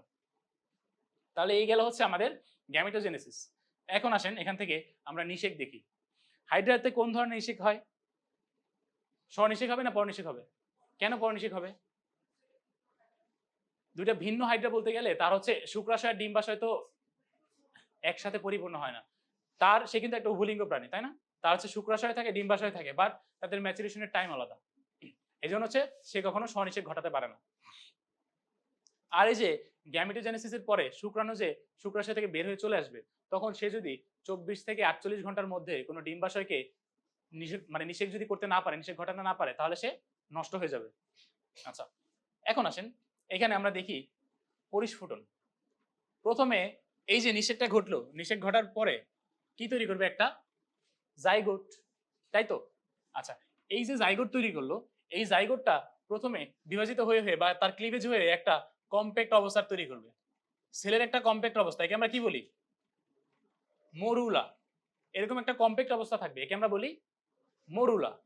আচ্ছা, এই মরুলার পরবর্তীতে এই কোষগুলা একটা স্তরে বিন্যস্ত হয়ে যাবে। দেখেন, এরকম একটা স্তরে বিন্যস্ত থাকবে, তার মাঝখানে একটা খালি জায়গা থাকবে। এই যে এক স্তরে বিন্যস্ত কোষগুলা, এগুলোর মাঝখানে যে খালি জায়গাটাকে আমরা বলি ব্লাস্টোসিল। আর এই যে দশাটা, তাকে আমরা বলি ব্লাস্টুলা। আর তার যে কোষগুলা, কোষের নাম হচ্ছে ব্লাস্টোমিয়ার। আচ্ছা, এরপরে সাধারণত তার দ্বিস্তর শুরু মানে সৃষ্টি হওয়া শুরু হয়ে যাবে। তখন সেই অবস্থাকে আমরা বলি, কি বলি? গ্যাস্ট্রুলা। এই গ্যাস্ট্রুলাতে দ্বিস্তর থাকে, প্লাস তার যে মাঝখানে যে গহ্বরটা, সেটাকে আমরা বলি আদি সিলেন্টেরন, যার আরেক নাম হচ্ছে আর্কেন্টেরন। আদি সিলেন্টেরন বা আর্কেন্টেরন থাকে এখানে। আচ্ছা, যখনই হচ্ছে সে গ্যাস্ট্রুলা অবস্থায় চলে যাবে, তখন তার এপিডার্মিস থেকে তৈরি হবে একটা সিস্ট। ঠিক আছে? যখনই সিস্টটা তৈরি হয়ে যাবে, তখন সে মাতৃহাইড্রা থেকে আলাদা হয়ে যাবে। মানে সে আর তখন মায়ের সাথে যুক্ত থাকবে না, আলাদা হয়ে যাবে। এই সিস্ট অবস্থায় আসার পরে সে সাধারণত নিজেই সাধারণভাবে জীবনযাপনে সক্ষম হয়ে যায়। এখন যদি পরিবেশ যদি তার প্রতিকূলে থাকে, তাহলে সিস্টটা বিদীর্ণ হবে না, সে সিস্টের ভিতরে অবস্থান করবে। বা যদি পরিবেশটা তার অনুকূলে থাকে, সে এই সিস্টটাকে বিদীর্ণ করে বাইরে বেরিয়ে চলে আসবে, একটা নতুন হাইড্রা হিসেবে জীবনযাপন করতে পারবে। আমি কি বুঝাইতে পারছি? কথা বুঝছেন আমার? আচ্ছা, তাহলে নিষেক আর পরিস্ফুটন নিয়ে কারো কোনো সমস্যা আছে? এখন আসেন হাইড্রায় মিথজীবিতা। এখন কোন হাইড্রা এটা দেখা যায়? ভিরিডিসিমা। এখানে এককোষী একটা সবুজ শৈবাল আসে, যাকে বলা হয় জুক্লোরেলা। এই সবুজ শৈবালটা দেখেন হাইড্রার গ্যাস্ট্রোডার্মিসে অবস্থান করে। এপিডার্মিস কিন্তু খালি, মাঝখানে মেসোগ্লিয়াও খালি। সে অবস্থান করছে কোথায়? গ্যাস্ট্রোডার্মিসে। এখন আসেন এই মিথজীবিতায় কে কি উপকার পাচ্ছে। দেখেন, শৈবালের কথা যদি বলি, তাহলে সে কি আকারে অনেক ছোট না? বাইরে যদি থাকে তাহলে ইজিলি তাকে অন্যকে ভক্ষণ করে ফেলতে পারবে। এই জন্য সে কি আশ্রয় পাচ্ছে। প্লাস তার শালক সংশ্লেষণের জন্য কি প্রয়োজন? Carbon dioxide. এটা আসবে কোত্থেকে? আরেকটা হচ্ছে খাদ্য উৎপাদন। এই হাইড্রাতে নাইট্রোজেন গঠিত বজ্র পদার্থ থাকে, যেগুলাকে ইউজ করে সে আমিষ তৈরি করতে পারে। এইভাবে সে খাদ্যটাকে উৎপন্ন করতে পারে। এখন আসেন হাইড্রার উপকার। হাইড্রা কি উপকার পাবে? হাইড্রা সাধারণত এই যে কিছু পরিমাণ শর্করা খাদ্য উৎপন্ন করে শৈবাল, সেখান থেকে কিছু পরিমাণ খাদ্য সে পাবে। প্লাস তার শ্বসনের জন্য অক্সিজেন পাবে। কোত্থেকে? ওই শালক সংশ্লেষণ থেকে অক্সিজেন উৎপন্ন হবে, সেটা হাইড্রা গ্রহণ করে ফেলবে। আরেকটা জিনিস, সেটা হচ্ছে কার্বন ডাইঅক্সাইড শোষণ আর বজ্র নিষ্কাশন। মানে হচ্ছে শৈবাল যে থাকে, সে হচ্ছে হাইড্রার কার্বন ডাইঅক্সাইডটা গ্রহণ করে নিবে, প্লাস তার যে নাইট্রোজেন গঠিত বজ্র পদার্থ, সেটাও কিন্তু কি এই শৈবালটা গ্রহণ করে নিবে। এইভাবে হচ্ছে তারা পরস্পরকে উপকৃত করতেছে। হ্যাঁ, না, ওরা তো হচ্ছে সেল লেয়ারে থাকে। এপিডার্মিসের যে সেল লেয়ারটা আছে না, সেল লেয়ারে থাকে। ওরা তো হচ্ছে ওই সিলিন্ডারে থাকে না। সিলিন্ডারে থাকলে তো ডাইজেশন হয়ে যেত। আচ্ছা, তো বুঝতে পারছেন? আচ্ছা, এখন আসেন রুই মাছ। এর বৈজ্ঞানিক নাম কি হবে? আচ্ছা, এখানে দেখবেন যে দুইটারই শ্রেণীতাত্ত্বিক অবস্থান দেওয়া আছে, এগুলো একটু কষ্ট করে পড়ে নেবেন। ঠিক আছে? আচ্ছা, এখন আসেন রুই মাছকে আমরা বলি মেজর কার্প। এখন কার্প কাদেরকে বলি? সাধারণত যাদের মাথার মধ্যে কোনো আইস থাকবে না, আইসবিহীন, এবং সম্পূর্ণ দেহটা সাইক্লোয়েড আইসে আবৃত থাকবে, প্লাস তাদের যে গহ্বর থাকবে, দেহ গহ্বর, সেখানে একটা পটকা থাকবে। এই ধরনের যে মাছগুলা, তাদেরকে আমরা বলি কার্প। আর রুই মাছটা সাধারণত মেজর কার্প, কারণ কি এটা হচ্ছে এর সাইজ বলেন সব দিক থেকে হচ্ছে একটু বড়, এজন্য ওকে আমরা বলি একটা মেজর কার্প। আচ্ছা, এখন আসেন এই রুই মাছের জন্য একটা ইম্পর্টেন্ট নিউজ হচ্ছে, সে হচ্ছে 14 ডিগ্রি সেলসিয়াস তাপমাত্রার নিচে বেঁচে থাকতে পারে না। তাহলে তার বেঁচে থাকার জন্য সর্বনিম্ন কত ডিগ্রি তাপমাত্রা দরকার? 14 ডিগ্রি। আচ্ছা, এখন ওর খাদ্যের কথা যদি আমরা বলি, সাধারণত যখন সে আঙুলিপোনা দশায় থাকে তখন গ্রহণ করে প্রাণী প্লাঙ্কটন প্লাস উদ্ভিদ প্লাঙ্কটন যেগুলো আছে, মানে সে নর্মালি হচ্ছে তখন শাকাশি প্লাস মাংসাশী দুইটাই বলতে পারেন, যখন হচ্ছে সে একটা আঙুলিপোনা দশায় থাকে। বা যখন অ্যাডাল্ট হয়ে যায় তখন সে শুধুমাত্র কি হয়ে যায়? শাকাশী হয়ে যায়, একদম টোটাল ভেজিটেরিয়ান, সন্ন্যাস গ্রহণ করে ফেলছে তখন সে, যে কোনো কিছুকে মারবে না, শুধুমাত্র উদ্ভিদ খাবে। আচ্ছা, এখন আসেন রুই মাছের বাহ্যিক গঠন। তো এই রুই মাছের বাহ্যিক গঠনে কি কি দেখা যাবে? আমরা বাইরে থেকে কি কি দেখব? প্রথমে বলেন এর আকৃতি কিরকম? মাকো আকৃতির বা স্ট্রিমলাইন, তাই তো? আচ্ছা, স্পিন্ডল শেপ, এই আকৃতি বিশেষ আকৃতিটাকে বলা হয় স্ট্রিমলাইন, ঠিক আছে? আচ্ছা, এখন আসেন এর যে টোটাল বডিটা, এটাকে আমরা তিনটা ভাগে ভাগ করতে পারি। প্রথম যেটা, সেটা হচ্ছে তার মাথা। এই যে রুই মাছের মাথা, সামনের দিক থেকে তার মাথা এইটুকু। এরপরে যেটা, সেটা হচ্ছে তার দেহকাণ্ড, এবং সর্বশেষ যে অংশ সেটা হচ্ছে তার লেজ। আচ্ছা, এখন প্রথম আমরা আসি তার মাথায়। রুই মাছের মাথায় আমরা কি কি জিনিসপত্র দেখতে পাবো বাইরে থেকে? প্রথমে যদি আমরা বলি যে দেখেন এখানে হচ্ছে তার মুখছিদ্র থাকবে, প্লাস হচ্ছে এখানে নাসারন্ধ্র থাকবে, এক জোড়া নাসারন্ধ্র অবস্থান করবে। তো এখানে নাসারন্ধ্রের কাজ কি বলেন তো? নাসারন্ধ্রের কাজ কি? জি, আচ্ছা, এখানে সে শ্বাস প্রশ্বাসে সাহায্য করে না, এখানে সে একটা সংবেদী অংশ হিসেবে কাজ করে, যে হচ্ছে ঘ্রাণ নেয়, ঠিক আছে? বাইরে থেকে ঘ্রাণ নেওয়ার জন্য সে হচ্ছে সাহায্য করে। আচ্ছা, এখন আসেন এরপরে তার স্নাউট থাকে সামনে একটা, বা তুণ্ড, যেটা হচ্ছে একটু সামনের দিকে একটু একটু বাড়ানো থাকে।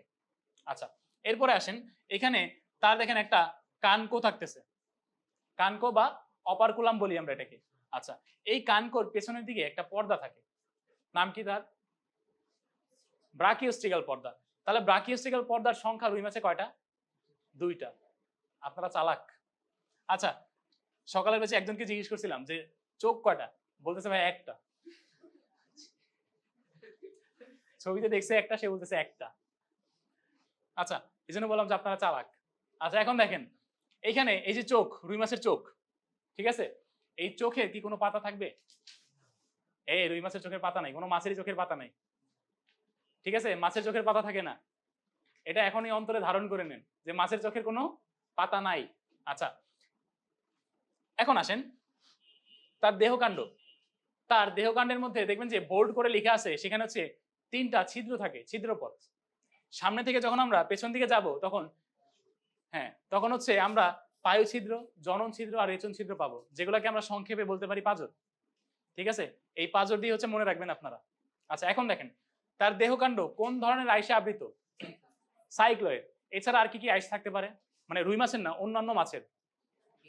গ্যানোয়েড, টিনোয়েড করছেন না এগুলো? আচ্ছা, যাই হোক, ওগুলা এখানে লাগবে না, ওগুলা ফার্স্ট চ্যাপ্টারে লাগবে। আচ্ছা, এখন আসেন তার যে লেজ, এই লেজটা আমরা কোন ধরনের মধ্যে বলতে পারি? Homo circle. কারণ কি? দুইটা পার্টি সমান। আচ্ছা, এখন আসেন আর কি কি লেজ থাকতে পারে? মাছের আর কি কি লেজ হয়? হেটেরো সার্কাল, আরেকটা ডাইফাই সার্কাল। এখন হেটেরো সার্কাল কাদের থাকে আর ডাইফাই সার্কাল কাদের থাকে?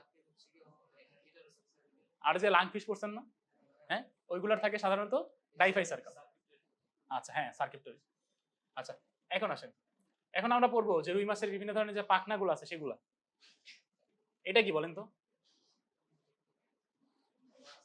আচ্ছা, এটা রুই মাছই। আচ্ছা, এখন আসেন রুই মাছের পাখনা সমূহ, ঠিক আছে? রুই মাছে মোট 5 ধরনের 7টা পাখনা পাওয়া যাবে। দেখেন এই পাশে রুই মাছ ঘুমাচ্ছে আর পিছনে ওই যে আপু ঘুমাচ্ছে।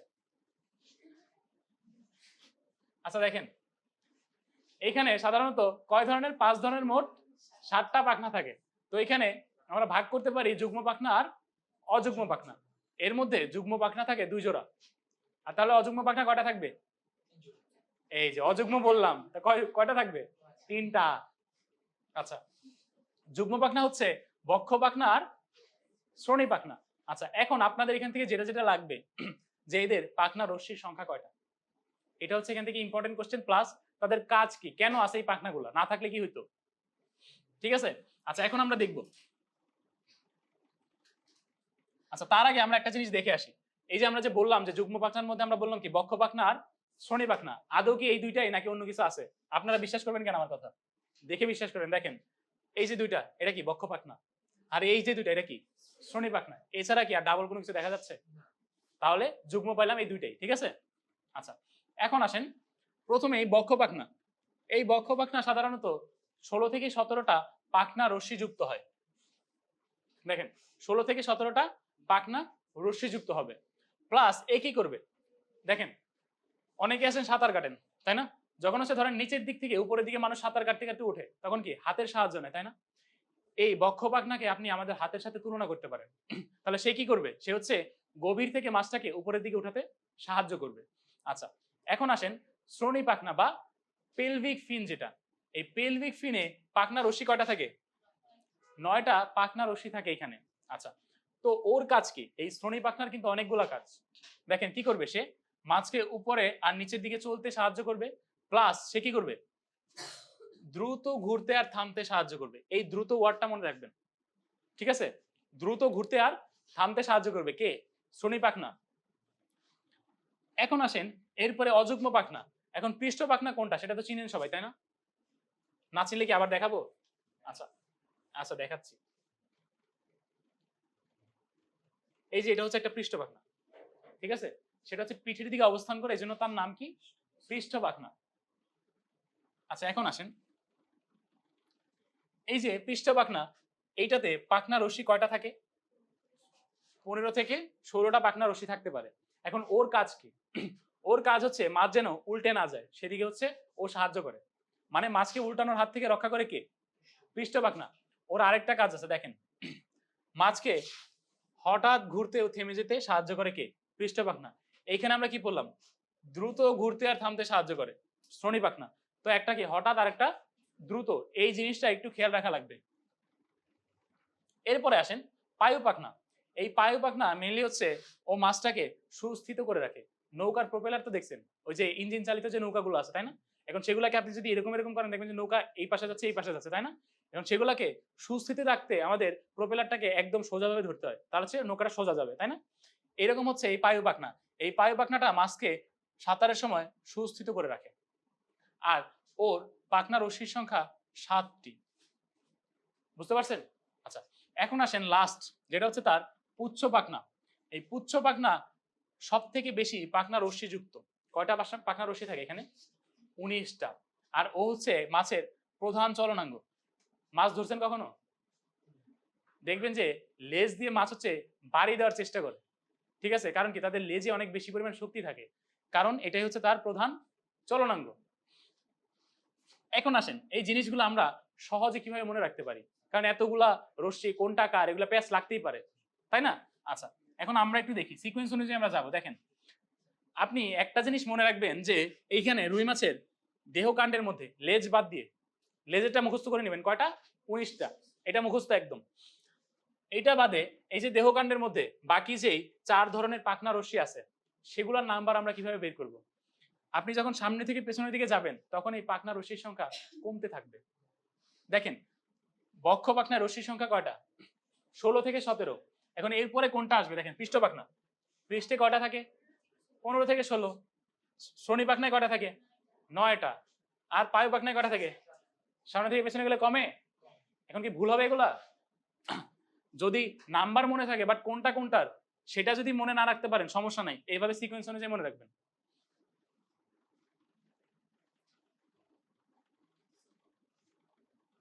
আচ্ছা, এখন আসেন রুই মাছের আইস। আইসটা কোন ধরনের আমরা বললাম? সাইক্লোয়েড আইস। আচ্ছা, এখন দেখেন এই যে এটাকে আমরা বলি রুই মাছের প্রধান প্রতিরক্ষাকারী অঙ্গ। আচ্ছা, পরে যারা আসেন তারা কি সাইন করছেন? শীটটা একটু পিছনে পাস করে দেন। আচ্ছা, এখন দেখেন তো এটাকে আমরা কি বলি? রুই মাছের প্রধান প্রতিরক্ষাকারী অঙ্গ। এখন এর বিভিন্ন পার্ট আছে,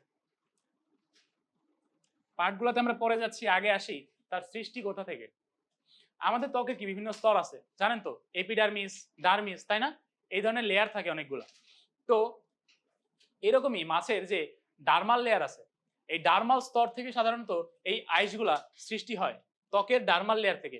আর আপনি যে বাইরে থেকে যতটুকু আইস দেখতে পাচ্ছেন সেটা কিন্তু পুরো আইস না, আপনি কিন্তু একটা পার্ট দেখতেছেন, বাট টোটালটা কিন্তু কি ভেতরের দিকে থাকে। তো তাকে আমরা বলি যে সে ডার্মাল পকেটের মধ্যে গ্রথিত বা বসানো অবস্থায় থাকে, টোটালটা আমরা দেখতে পাই না। আচ্ছা, এরপরে আসেন ও কি কি দিয়ে গঠিত? চুন আর কোলাজেন তন্তু দিয়ে হচ্ছে একটা আইস গঠিত। এখন আসেন চিত্রের দিকে দেখেন, এই যে মাঝখানে একটা অংশ, একে আমরা কি বলি? ফোকাস বা নিউক্লিয়াস। এর আশেপাশে দেখেন দাগ অনেকগুলো দেখা যাচ্ছে, এগুলা কিন্তু এমনি দাগ না, এগুলো আপনি হাত দিয়ে স্পর্শ করলে বুঝতে পারবেন, ফিল করতে পারবেন, এগুলো একটু উঁচু নিচু থাকে, ঠিক আছে? তো এই যে দাগগুলা, এগুলাকে আমরা বলি সাধারণত সার্কুলি। আর এই সার্কুলিগুলোর মধ্যে যেগুলো আছে অনেক বেশি প্রমিনেন্ট, ঠিক আছে, সেগুলাকে আমরা কি বলি? অ্যানুলাস। এই অ্যানুলাস দিয়ে আপনি একটা মাছের বার্ষিক বৃদ্ধি বা তার বয়সটাকে ডিটারমাইন করতে পারবেন। বুঝতে পারছেন? আচ্ছা, এখন আসেন, আমরা জানি যে এইখানে এই যে আইসে দেখবেন যে কয়টা, তিনটা ক্ষেত্র দেওয়া আছে, তাই না? পশ্চাৎ ক্ষেত্র আছে, পার্শ্ব ক্ষেত্র আছে, তারপরে আর কি দেওয়া আছে? অগ্রক্ষেত্র, তাই না? আচ্ছা, এখন অগ্রক্ষেত্র যেটা, এই অগ্রক্ষেত্রটাই সাধারণত কি ডার্মাল পকেটে গ্রথিত অবস্থায় থাকে। এখানে দেখেন রেডি পাওয়া যায়, এই দেখেন রশ্মির মতো দেখা যাচ্ছে, তাই না? এগুলো রেডি। আচ্ছা, আর এই যে উন্মুক্ত যে অংশটুকু, এইটুকু আমরা বাইরে থেকে দেখতে পাই। ওকে, আচ্ছা, বুঝতে পারছেন তাহলে আইস?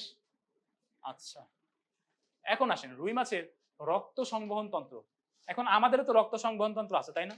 এখন আমাদের রক্ত সংবহন তন্ত্রের উপাদান কি কি? এখানে মেইনলি থাকবে তিনটা জিনিস। একটা হচ্ছে রক্ত, রক্তকে বহন করার জন্য রক্তবাহিকা থাকবে, প্লাস হচ্ছে এই রক্তগুলোকে চালনা করার জন্য একটা পাম্প অর্গান লাগবে, পাম্পিং অর্গান, যেটাকে আমরা বলি হৃৎপিণ্ড বা হৃদযন্ত্র। আচ্ছা, এখন আসেন রুই মাছের রক্ত, মনে রাখবেন রক্ত যাই হোক না কেন সেটা সাধারণত দুইটা উপাদান নিয়ে সবসময় গঠিত হবে, একটা হচ্ছে রক্ত রস আর একটা রক্ত কণিকা। এখন রুই মাছের মধ্যে সাধারণত দুই ধরনের রক্ত কণিকা দেখা যায়, কি কি? লোহিত রক্তকণিকা আর শ্বেত রক্তকণিকা। এবং ওর যে লোহিত রক্তকণিকা সেটা সাধারণত নিউক্লিয়াস যুক্ত থাকে। এই যে দেখেন এখানে ডিম্বাকৃতির এই যে সেলগুলো দেখা যাচ্ছে ডিমের মতো, তাই না? এটা হচ্ছে এক একটা লোহিত রক্তকণিকা। দেখেন এটা মনে হচ্ছে ডিম আর ভিতরে মনে হচ্ছে ডিমের কুসুম, বাট ওটা কিন্তু কুসুম না, এটা একটা নিউক্লিয়াস। ঠিক আছে, তাহলে কি আরবিসি গুলা নিউক্লিয়েটেড, দেখতে কিসের মতো? ডিমের মতো। আর এখানে হচ্ছে প্রচুর পরিমাণে হিমোগ্লোবিন থাকার কারণে এগুলো সাধারণত লাল বর্ণের দেখায়, কিন্তু আমরা কিন্তু এখানে বাইরে থেকে রং দিছি, এজন্য হচ্ছে এটা এরকম দেখাচ্ছে। এগুলাকে স্টেইনিং করা হয়েছে, এগুলো এই জন্য এরকম দেখতে, নর্মালি কিন্তু লাল। আচ্ছা, এখন আসেন শ্বেত রক্তকণিকা। তার শ্বেত রক্তকণিকা দেখেন এখানে একটা শ্বেত রক্তকণিকা দেখছেন, এগুলো সাধারণত অ্যামিবয়েড হয়ে থাকে, অ্যামিবয়েড। প্লাস হচ্ছে সে কি নিউক্লিয়াস যুক্ত না নিউক্লিয়াস বিহীন? নিউক্লিয়াস যুক্ত, দেখেন নিউক্লিয়াস আছে, এই যে নিউক্লিয়াস দেখছেন, এটা হচ্ছে তার নিউক্লিয়াস। আচ্ছা, তাহলে এখানে নিউক্লিয়াস থাকতেছে, কিন্তু সে কিন্তু সাধারণত বর্ণহীন হয়। এখানে আমরা স্টেইনিং করছি, এই জন্য তাকে এরকম বর্ণের দেখা যাচ্ছে। এখন আসেন রুই মাছের হৃৎপিণ্ড বা হৃদযন্ত্র, সেটাকে আমরা কি বলি? শিরা হৃৎপিণ্ড বা ভেনাসার। কেন বলি? শুধুমাত্র সেটা ডিঅক্সিজেনেটেড ব্লাডটাকে ক্যারি করে। আচ্ছা, এখন আসেন এই হৃৎপিণ্ডের অবস্থান কোথায় হবে? আমরা বলি যে সে হচ্ছে পেরিকার্ডিয়াল গহ্বর নামক একটা জায়গায় অবস্থান করে, আর সে হচ্ছে পেরিকার্ডিয়াম নামক একটা পর্দা দ্বারা আবৃত থাকে। বুঝতে পারছি? আচ্ছা, তো এখন আসেন এই যে রুই মাছের হৃৎপিণ্ড, সেটা প্রকোষ্ঠ কয়টা হবে? প্রকোষ্ঠ কয়টা? দুইটা প্রকোষ্ঠ, তাই না? আর একটা উপপ্রকোষ্ঠ থাকে। এই প্রকোষ্ঠগুলো কি? একটা অ্যাট্রিয়াম আর একটা ভেন্ট্রিকল। আর যে উপপ্রকোষ্ঠ তার নাম কি? Sinus venosus. আচ্ছা, এখন দেখেন এই যে সাইনাস ভেনোসাস, এই সাইনাস ভেনোসাসটা সাধারণত একটু পৃষ্ঠের দিকে অবস্থান করে, এবং সেইখানে বডির বিভিন্ন পার্ট থেকে ব্লাড আসে কার মাধ্যমে? ডাক্টাস কুবেরির মাধ্যমে হচ্ছে এখানে মিলিত হয়। ধরেন শিরা দিয়ে আসলো, সেই শিরার রক্তগুলা মিলিত হয় ডাক্টাস কুবেরিতে। ডাক্টাস কুবেরির পরে এই ডাক্টাস কুবেরিটা আসে সাইনাস ভেনোসাসে। ডাক্টাস কুবেরির সংখ্যা কয়টা? দুই পাশে দুইটা, ঠিক আছে, প্রত্যেক পাশে একটা করে, দুই পাশে দুইটা ডাক্টাস কুবেরি থাকে, যারা হচ্ছে ডিরেক্টলি সাইনাস ভেনোসাসে উন্মুক্ত হয়। এই সাইনাস ভেনোসাস অ্যাট্রিয়ামের সাথে সাইনোঅ্যাট্রিয়াল ছিদ্রপথের মাধ্যমে যুক্ত থাকে, আর অ্যাট্রিয়ামটা অ্যাট্রিওভেন্ট্রিকুলার ছিদ্রপথের মাধ্যমে অ্যাট্রিয়াম আর ভেন্ট্রিকল যুক্ত থাকে। আর ভেন্ট্রিকল আর বালবাস আর্টেরিয়াস কিসের মধ্যে যুক্ত থাকবে তাহলে? ভালভোভেন্ট্রিকুলার ছিদ্রপথ। আচ্ছা, এটুকু তাহলে বোঝা গেল? আচ্ছা, এখন আসেন পরবর্তীতে আমরা যাই। এই যে কপাটিকা, তিন ধরনের কপাটিকার কথা আমরা বলতেছি, দেখেন তো এদের নাম অনুযায়ী কি আমরা এদেরকে আলাদা করতে পারি না? কোনটার কোন জায়গায় অবস্থান আমরা নাম অনুযায়ী বলতে পারি। প্রথমটা কি? সাইনোঅ্যাট্রিয়াল, তাহলে কার কার মাঝখানে থাকবে? দ্বিতীয়টা কি? কার কার মাঝখানে থাকবে? আর 3 নাম্বারটা কি?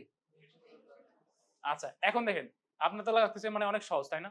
এখন আপনাকে তো আর এটা দিবেন না। দিবে ধরেন এই ৩ টা সাথে দিবে আরেকটা নাম। অন্য একটা নাম দিবে। আপনাকে কনফিউজ করার জন্য যে নিচের কোনটা রুই মাছের কপাটিকা না, হৃৎপিণ্ডের কপাটিকা না। ধরেন উদ্ভট একটা নাম দিয়ে দিবে। ঠিক আছে? সেটাকে হচ্ছে আলাদা করতে হবে তখন। তো এইজন্য হচ্ছে কি ৩ টার নাম একটু পড়তে হবে। আচ্ছা। এখন আসেন হৃৎপিণ্ডের মাধ্যমে রক্ত যে সংবহন করতেছি আমরা। আচ্ছা বলেন তো রুই মাছের যে হৃৎপিণ্ড সেখানে ব্লাডটা আসার পর সেটা কোথায় যাবে? প্রথমে কোথায় যাবে? ফুলকাতে যাবে। কারণ আমাদের ক্ষেত্রে কি আমরা বলি যে সেটা হচ্ছে দ্বিবর্তী চক্র সংবহন, তাই না? বাট রুই মাছের ক্ষেত্রে সেটা কি? আচ্ছা। কারণ হচ্ছে সেটা পুরা বডিতে ব্লাডটাকে সাপ্লাই দিতে হলে একবার মাত্র রক্তটা হৃৎপিণ্ডের মধ্যে অবস্থান করতেছে, ঠিক আছে? এজন্য এটাকে আমরা একচক্রী সংবহন বলি। আচ্ছা, আর আমাদের কি দ্বিচক্রী। আচ্ছা, এখন আসেন এই যে ব্লাডটা যখন ডাক্টাস কুভিরি হতে সাইনাস ভেনাসাসে চলে আসলো, সেটা সাইনাস ভেনাসাস থেকে কোথায় আসবে? অ্যাট্রিয়ামে। অ্যাট্রিয়াম থেকে যাবে ভেন্ট্রিকালে, ভেন্ট্রিকাল থেকে যাবে বালবাস আর্টারিওসাস, সেখান থেকে চলে যাবে কোথায়? ফুলকাতে। দেখেন রুই মাছের ধমনীতন্ত্র এটা হচ্ছে আপনাদের জন্য ইম্পর্টেন্ট জিনিস। এখন দেখেন এই যে রুই মাছের এখানে কি হৃৎপিণ্ড থেকে কি একটা ভেন্ট্রাল অ্যাওর্টা আসে না, তাই না? ভেন্ট্রাল অ্যাওর্টা ও কি করবে? ও কি ব্লাডটা নিয়ে সামনের দিকে অগ্রসর হবে? কার দিকে? ফুলকার দিকে। তো এই ফুলকা হইতে সাধারণত দুই ধরনের ধমনী দেখা যায়। একটা হচ্ছে যারা ফুলকার ভেতরের দিকে প্রবেশ করে তাদেরকে আমরা কি বলি? তাদেরকে আমরা বলি এফারেন্ট বা অন্তর্বাহী ব্রাঙ্কিয়াল ধমনী। এখন অন্তর্বাহী কেন বলতেছি? কারণ ব্রাঙ্ক মানে হচ্ছে ফুলকা, তাই ফুলকার ভেতরের দিকে প্রবেশ করতেছে, এজন্য তার নাম অন্তর্বাহী ব্রাঙ্কিয়াল ধমনী। আর একে আমরা বহির্বাহী ব্রাঙ্কিয়াল ধমনী বলতেছি, কারণ কি সে হচ্ছে ফুলকা থেকে বের হয়ে চলে আসতেছে, এজন্য তার নাম বহির্বাহী ব্রাঙ্কিয়াল ধমনী।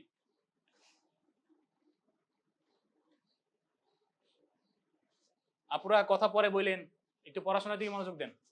আচ্ছা, এখন দেখেন এই যে এফারেন্ট যে ব্রাঙ্কিয়াল ধমনী সেটার সংখ্যা কত? 4 জোড়া থাকে। আর এইটা সাধারণত হৃৎপিণ্ড থেকে সৃষ্ট হয়ে যাবে কোথায়? ফুলকায়। আচ্ছা, এখন দেখেন তাহলে এই যে আমরা যদি চিত্রের মধ্যে আসি, তাহলে এই যে আমাদেরকে এটা ভেন্ট্রাল অ্যাওর্টা, এই ভেন্ট্রাল অ্যাওর্টাটা কোথায়? সে হচ্ছে ফুলকার দিকে প্রশস্ত হবে, সামনের দিকে আগাবে। এখন এইখানে হচ্ছে প্রথমত সে হচ্ছে যখন ফার্স্ট যেই ফুলকাটা থাকে সেখানে গিয়ে একটা ব্রাঞ্চ দিবে। এই ব্রাঞ্চটার নাম হচ্ছে প্রথম অন্তর্বাহী বা এফারেন্ট ব্রাঙ্কিয়াল ধমনী, যেটা হচ্ছে হৃৎপিণ্ড থেকে রক্তটাকে প্রথম ফুলকায় নিয়ে যাবে। এইভাবে হচ্ছে সে ক্রমান্বয়ে দ্বিতীয়, তৃতীয়, চতুর্থ অন্তর্বাহী এফারেন্ট বা অন্তর্বাহী বা এফারেন্ট ব্রাঙ্কিয়াল ধমনী সৃষ্টি করবে, যেগুলো কি ক্রমান্বয়ে 2 নাম্বার, 3 নাম্বার আর 4 নাম্বার ফুলকাতে প্রবেশ করবে। ঠিক আছে? এখন আসেন বহির্বাহী বা ইফারেন্ট ব্রাঙ্কিয়াল ধমনী। তো এইখানে কি হবে? এই ইফারেন্ট ব্রাঙ্কিয়াল ধমনীর সংখ্যাও 4 জোড়া।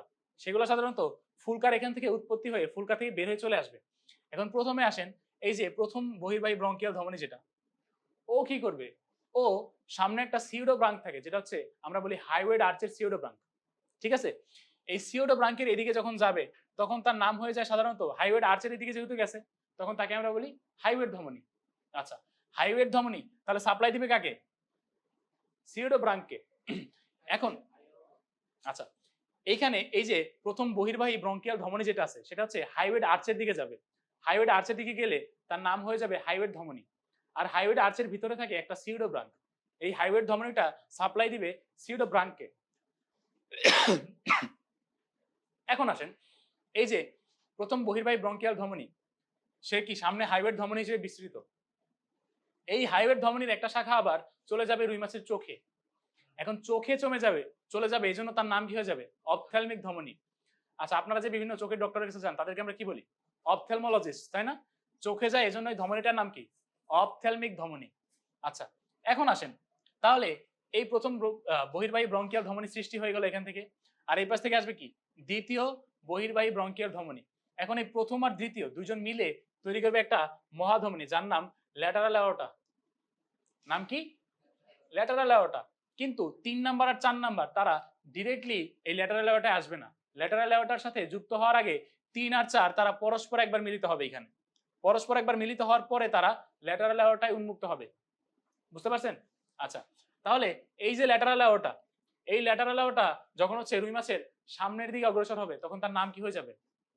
তার নাম হবে ক্যারোটিড ধমনী। কারণ কি? সে করোটিতে ব্লাড সাপ্লাই দিচ্ছে। পড়ে আসছেন না করোটি মানে কি? চলনাঙ্গ সঞ্চালনা পড়ছেন না? আচ্ছা, তাহলে সে কি করোটিতে ব্লাড সাপ্লাই দিচ্ছে, এজন্য তার নাম কি? ক্যারোটিড ধমনী। এখন ল্যাটারাল অ্যাওর্টার সংখ্যা কয়টা হবে? দুইটা। তাহলে উভয় পাশের যে ল্যাটারাল অ্যাওর্টা গুলো আছে সেগুলা যখন সামনের দিকে একজন আরেকজনের সাথে মিলিত হবে তখন তারা একটা সার্কেলের মতো তৈরি করে। এখন দেখেন সবকিছুরই দুইটা এন্ড থাকে, একটা হচ্ছে সেফালিক এন্ড আর একটা হচ্ছে কর্ডাল এন্ড। এইটা সাধারণত রুই মাছের মাথার প্রান্তে বা সেফালিক এন্ডে, এই জন্য একটা সার্কেলের মতো সে সৃষ্টি করছে, এই জন্য আমরা তাকে বলি সার্কিউলাস সেফালিকাস, যেহেতু কি সেফালিকাস মানে সেফালিক এন্ডের মধ্যে সে অবস্থিত, এই জন্য তার নাম সার্কিউলাস সেফালিকাস। আচ্ছা, এরপরে আসেন এই যে সার্কুলার সেফালিকাস সামনের দিকে সে গঠন করলো, যখন হচ্ছে এই ল্যাটারাল অ্যাওর্টাটা পেছনের দিকে বিস্তৃত হবে তখন তারা মিলিত হয়ে তৈরি করবে পৃষ্ঠীয় মহাধমনী বা ডরসাল অ্যাওর্টা। কি তৈরি করবে? Dorsal aorta. তাহলে এখানে কি তৈরি হবে? Dorsal aorta. এই ডরসাল অ্যাওর্টা থেকে বিভিন্ন ব্রাঞ্চ আসবে যারা হচ্ছে অঙ্গে মানে দেহের বিভিন্ন অঙ্গে তারা ব্লাডটাকে সাপ্লাই দিবে। আচ্ছা, এখন আমরা দেখবো যে কোন ব্রাঞ্চ কোথায় সাপ্লাই দিবে। প্রথমে আসেন সাবক্লেভিয়ান ধমনী। আচ্ছা, আপনারা পড়ে আসছেন চলনাঙ্গ সঞ্চালনা, তাই না? ক্লেভিকল কোথায় থাকে বলেন? ক্লেভিকলের আর কি কি নাম আছে? সবার আগে যেটা বলে মানুষ সেটা হচ্ছে বিউটি বোন, তাই না? কারণ এটা দিয়ে মানুষের বেশি মনে থাকে। আচ্ছা, এখন আসেন এই যে সাবক্লেভিয়ান মানে কি? ক্লেভিকলের নিচে। এখন ক্লেভিকলের নিচে আমাদের কোন রিজন? বক্ষ রিজন, তাই না? বা চেস্ট বা থোরাক্স, ঠিক আছে? এখন এই জন্য এই সাবক্লেভিয়ান যে ধমনীটা সেটা ব্লাড সাপ্লাই দিবে বক্ষ পাখনা বা বক্ষ চক্রের দিকে। আচ্ছা, এরপরে আসেন সিলিয়াকো মেসেন্টারিক। আচ্ছা, আমাদের বডিতে যে আন্তরিক যে অঙ্গগুলো আছে সেগুলো সাধারণত এই মেসেন্টারির মাধ্যমে আমাদের এই সিলোমের মধ্যে ঝুলানো থাকে, ঠিক আছে? মেসেন্টারির মাধ্যমে ঝুলানো থাকে তারা। তাই সিলিয়াকো মেসেন্টারিক যেটা আসবে সেটা সাধারণত আন্তরিক যে অঙ্গগুলো আছে তাদেরকে ব্লাড সাপ্লাই দিবে। তাহলে আন্তরিক অঙ্গ কে কে আছে দেখেন? পাকস্থলী, অন্ত্র, যকৃৎ, অগ্নাশয়, মলাশয়, এরকম আন্তরিক যে অঙ্গগুলো আছে সেগুলোকে সাপ্লাই দিবে কে? সিলিয়াকো মেসেন্টারিক। এরপরে আসেন প্যারাইটাল। প্যারাইটাল মানে কি? পার্শ্বীয়। এখন পার্শ্বে কে থাকে? দেহ প্রাচীর। তাহলে প্যারাইটাল ধমনী কাকে ব্লাড সাপ্লাই দিবে? দেহ প্রাচীরকে। এরপরে আসেন রেনাল। এখন রেনাল কার সাথে সম্পৃক্ত? কিডনি। তাহলে সে কোথায় যাবে? এখন আসেন ইলিয়াক। এটা আপনারা পড়ে আসছেন, ইলিয়াম ইস্টিয়াম পিউবিস পড়ছেন না? ইলিয়াম কোথায় থাকে? শ্রোণী চক্র। তাহলে এটা কি? তার শ্রোণী পাখনায় রক্ত পরিবহন করবে। এরপরে আসেন কি? কডাল। কডাল আমরা একটু আগে বললাম কি? তার লেজের প্রান্ত। তাহলে কডাল ধমনী কোথায় ব্লাড দিবে? তার লেজে। এখন আমাকে বলেন এগুলা কি মুখস্থ রাখা লাগবে? নাম দেখলে বলতে পারবেন না কোনটা কোন জায়গায় যাবে? ওকে, তাহলে আমরা সামনের দিকে চলে যাই, দেখি কি আছে। এখন আসেন শিরাতন্ত্র। এখান থেকে এবার কোশ্চেন আসছিল। আচ্ছা, আসেন সিস্টেমিক শিরাতন্ত্র আর পোর্টাল শিরাতন্ত্র, এই দুই ভাবে হচ্ছে আমরা রুই মাছের টোটাল শিরাতন্ত্রকে ভাগ করছি। এখন সিস্টেমিক কাদেরকে আমরা বলবো? বলেন, কেউ বলেন সিস্টেমিক কি? আচ্ছা, যারা হচ্ছে একটা সিস্টেম ফলো করে আমরা বলি সিস্টেমটা কি? এই সিস্টেমটা হচ্ছে যে তারা সাধারণত বিভিন্ন অঙ্গ বলেন বা হচ্ছে বিভিন্ন সিস্টেম বলেন বা তন্ত্র বলেন সেখান থেকে এই শিরাগুলা ব্লাডটাকে ক্যারি করে ডিরেক্টলি হৃৎপিণ্ডে চলে যায়। এরকম যারা আছে তাদেরকে বলি আমরা তারা সিস্টেমটাকে ফলো করতেছে। এই জন্য এরকম শিরা নিয়ে যেই তন্ত্র গঠিত হয় তাদেরকে আমরা বলি সিস্টেমিক শিরাতন্ত্র। বাট যারা হচ্ছে এগুলা মানে না, মানে হচ্ছে সে ডিরেক্টলি হৃৎপিণ্ডে আসবে না, তাহলে হৃৎপিণ্ডে আসার আগে অবশ্যই কিছু করবে। সে কি করবে? সে হচ্ছে অন্য একটা অর্গানে বা অঙ্গের ভিতরে গিয়ে সেখানে হচ্ছে কৈশিক জালিকায় বিন্যস্ত হবে। তো এইরকম যারা করবে তাদেরকে আমরা বলি পোর্টাল শিরাতন্ত্র। তাহলে সিস্টেমিক কি পোর্টাল কি বোঝা গেল? এখন আসেন রুই মাছের সিস্টেমিক শিরাতন্ত্র। এখানে ইম্পর্টেন্ট কিছু শিরা দেখা যায়, যেমন হচ্ছে রুই মাছের দেহের অগ্রভাগের কথা যদি আমরা বলি সেখান থেকে ব্লাড এই সম্মুখ কার্ডিনাল শিরার মাধ্যমে আসবে। কোথায় আসবে? সে হচ্ছে এই ডাক্টাস কুবেরিতে আসবে। এটা হচ্ছে ডাক্টাস কুবেরি, ঠিক আছে? এই ডাক্টাস কুবেরিতে সে ড্রেন করবে। আচ্ছা, আর তার যে করোটি আছে এই করোটি থেকে যে ডিঅক্সিজেনেটেড ব্লাড বলেন সেটা কার মাধ্যমে আসবে? ইনফিরিয়র জুগুলার শিরা বা জুগুলার শিরা। এই জুগুলার শিরার মাধ্যমে তার মস্তিষ্কের আশেপাশে যে অঞ্চল বা করোটির যে অঞ্চল সেখান থেকে হচ্ছে ব্লাড কোথায় আসবে? এটাও ডাক্টাস কুবেরিতে আসবে। পরবর্তীতে এই সম্মুখ ভাগের টোটাল ব্লাড ডাক্টাস কুবেরি থেকে ডিরেক্টলি সাইনাস ভেনোসাসে উন্মুক্ত হবে। কথা বুঝতে পারছেন আমার? এই যে এটা হচ্ছে ডাক্টাস কুবেরি। এই পাশে একটা, এই পাশে একটা, আর এটা হচ্ছে সাইনাস ভেনাসাস।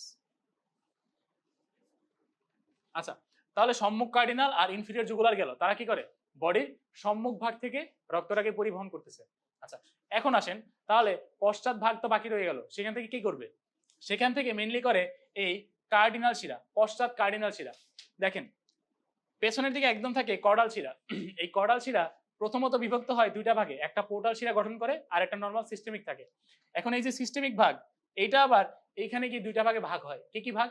একটা হচ্ছে ডান পশ্চাৎ কার্ডিনাল শিরা, আর একটা হচ্ছে রেনাল শিরা। এখান থেকে আসবে রেনাল শিরা।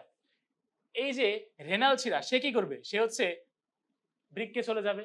এখন আমরা বললাম যে পোর্টাল কি করে, বৃক্কে গিয়ে কি করবে? সে কৈশিক জালিকায় বিন্যস্ত হবে, তাই তো? সে হচ্ছে বৃক্কের ভিতরে প্রবেশ করার পর বিভিন্ন কৈশিক জালিকায় বিন্যস্ত হয়ে আবার সেখান থেকে একটা শিরা গঠন করে বৃক্ক থেকে বের হয়ে চলে আসবে। তাহলে বৃক্ক থেকে সে আবার ক্যাপিলারিস, ঠিক আছে? আচ্ছা, কৈশিক জালিকা থেকে সে আবার একটা শিরা তৈরি করবে। আচ্ছা, আপনাদের কোনো টার্ম বুঝতে অসুবিধা হলে বলুন আমাকে, ঠিক আছে? আচ্ছা, এই যে এখান থেকে একটা শিরা তৈরি করলো, এই শিরাটা গিয়ে যুক্ত হবে বাম পশ্চাৎ কার্ডিনাল শিরার সাথে। কার সাথে যুক্ত হবে? তাহলে রেনাল শিরা কার কার সাথে যুক্ত হয়? বাম পশ্চাৎ কার্ডিনাল শিরার সাথে। আচ্ছা, এখন দেখেন এই বাম পশ্চাৎ কার্ডিনাল আর এই ডান পশ্চাৎ কার্ডিনাল পশ্চাৎ ভাগের যত অংশ আছে সেখান থেকে হচ্ছে তারা ব্লাড ক্যারি করে। মেইনলি হচ্ছে সেগমেন্টাল শিরা, রেনাল শিরা, জেনিটাল শিরা। এই শিরাগুলো থেকে তারা হচ্ছে ব্লাডটাকে কালেক্ট করে কোথায় নিয়ে যায়? হৃৎপিণ্ডে। এই ডাক্টাস কুবেরি হয়ে তারা হৃৎপিণ্ডে নিয়ে যায় ব্লাডগুলোকে। বুঝতে পারছেন আমার কথা? আচ্ছা, তাহলে এখানে ইম্পর্টেন্ট জিনিসটা কি? ডাক্টাস কুবেরি, তাই না? এখন এখানে একটা মানে ধরেন সবকিছুতে একটা ব্যতিক্রম থাকে, তাই না? হাতের 5 আঙ্গুল সমান না। এইখানেও একটা ব্যতিক্রম আছে, সেটা হচ্ছে এই হেপাটিক পোর্টাল। এখন ওকে আমরা কেন ব্যতিক্রম বললাম? ও হচ্ছে একমাত্র শিরা যে ডাক্টাস কুবেরিকে অমান্য করে, মানে ও ওকে মানে না।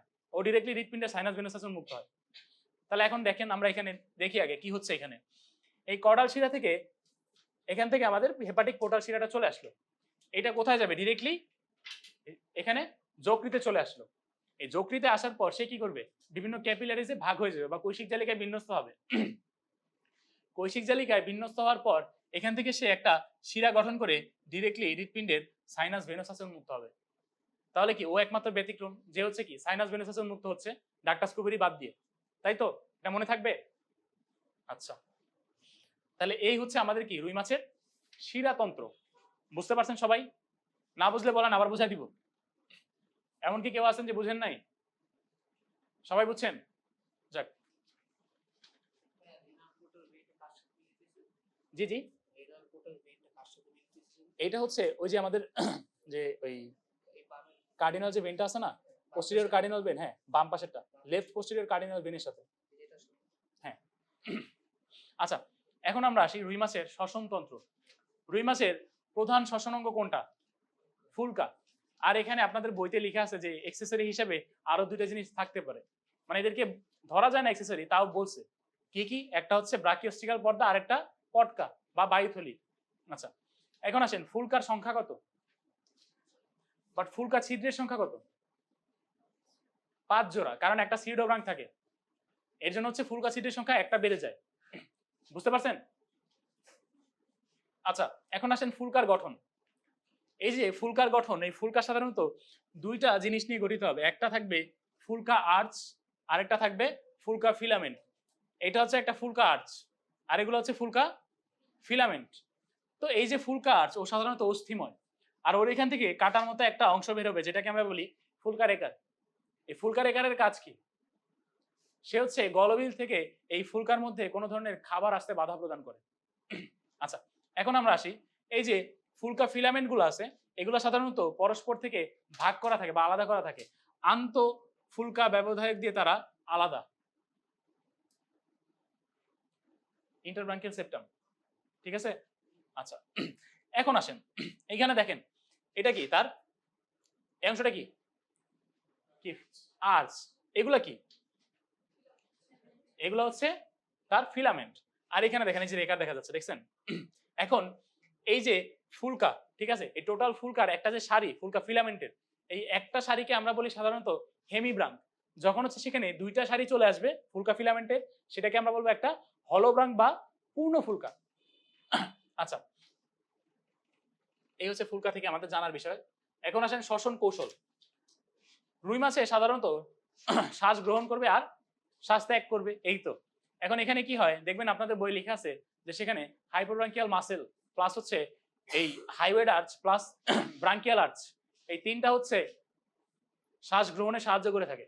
তারা হচ্ছে যখন হচ্ছে একটু প্রসারিত হয় তখন হচ্ছে মাউথ ক্যাভিটির সারফেস এরিয়া বেড়ে যায়, যার ফলে হচ্ছে এখানে যে কপাটিকা থাকে মুখের কপাটিকা, এই কপাটিকাটা খুলে যাবে, এই কপাটিকা খুলে যাবে। খুলে গেলে কি হবে, সেখানে পানি ভিতর দিকে প্রবেশ করবে। তখন ব্রাকিওস্টিক্যাল পর্দাটা সাধারণত একদম আঁটো সাঁটো ভাবে লাগানো থাকে, যার ফলে পানিটা ভিতর দিকে ঢুকলে সেটা বের হতে পারে না। আচ্ছা, যখন হচ্ছে তার অক্সিজেনেশন শেষ হয়ে যাবে, মানে অক্সিজেনটা সে নিয়ে ফেলো, কার্বন ডাইঅক্সাইড দিয়ে গেল, তখন কি করবে, তখন হচ্ছে এই যে সে যে প্রসারিত হয়েছিল সেটা হচ্ছে আবার নিজস্ব জায়গায় ফিরে যাবে। তার ফলে কি হবে, কানকো উত্তোলিত হবে, ব্রাকিওস্টিক্যাল পর্দা সরে যাবে সেখান থেকে, ফলে পানিটা বের হয়ে চলে আসবে। এখন আমরা এটা একটা ভিডিওর মাধ্যমে দেখি। একই সাথে পরিস্রোত তন্ত্র এখানে দেওয়া আছে, আপনারা একটু দেখেন, কোনো জায়গায় না বুঝলে আমাকে বলবেন। দেখেন,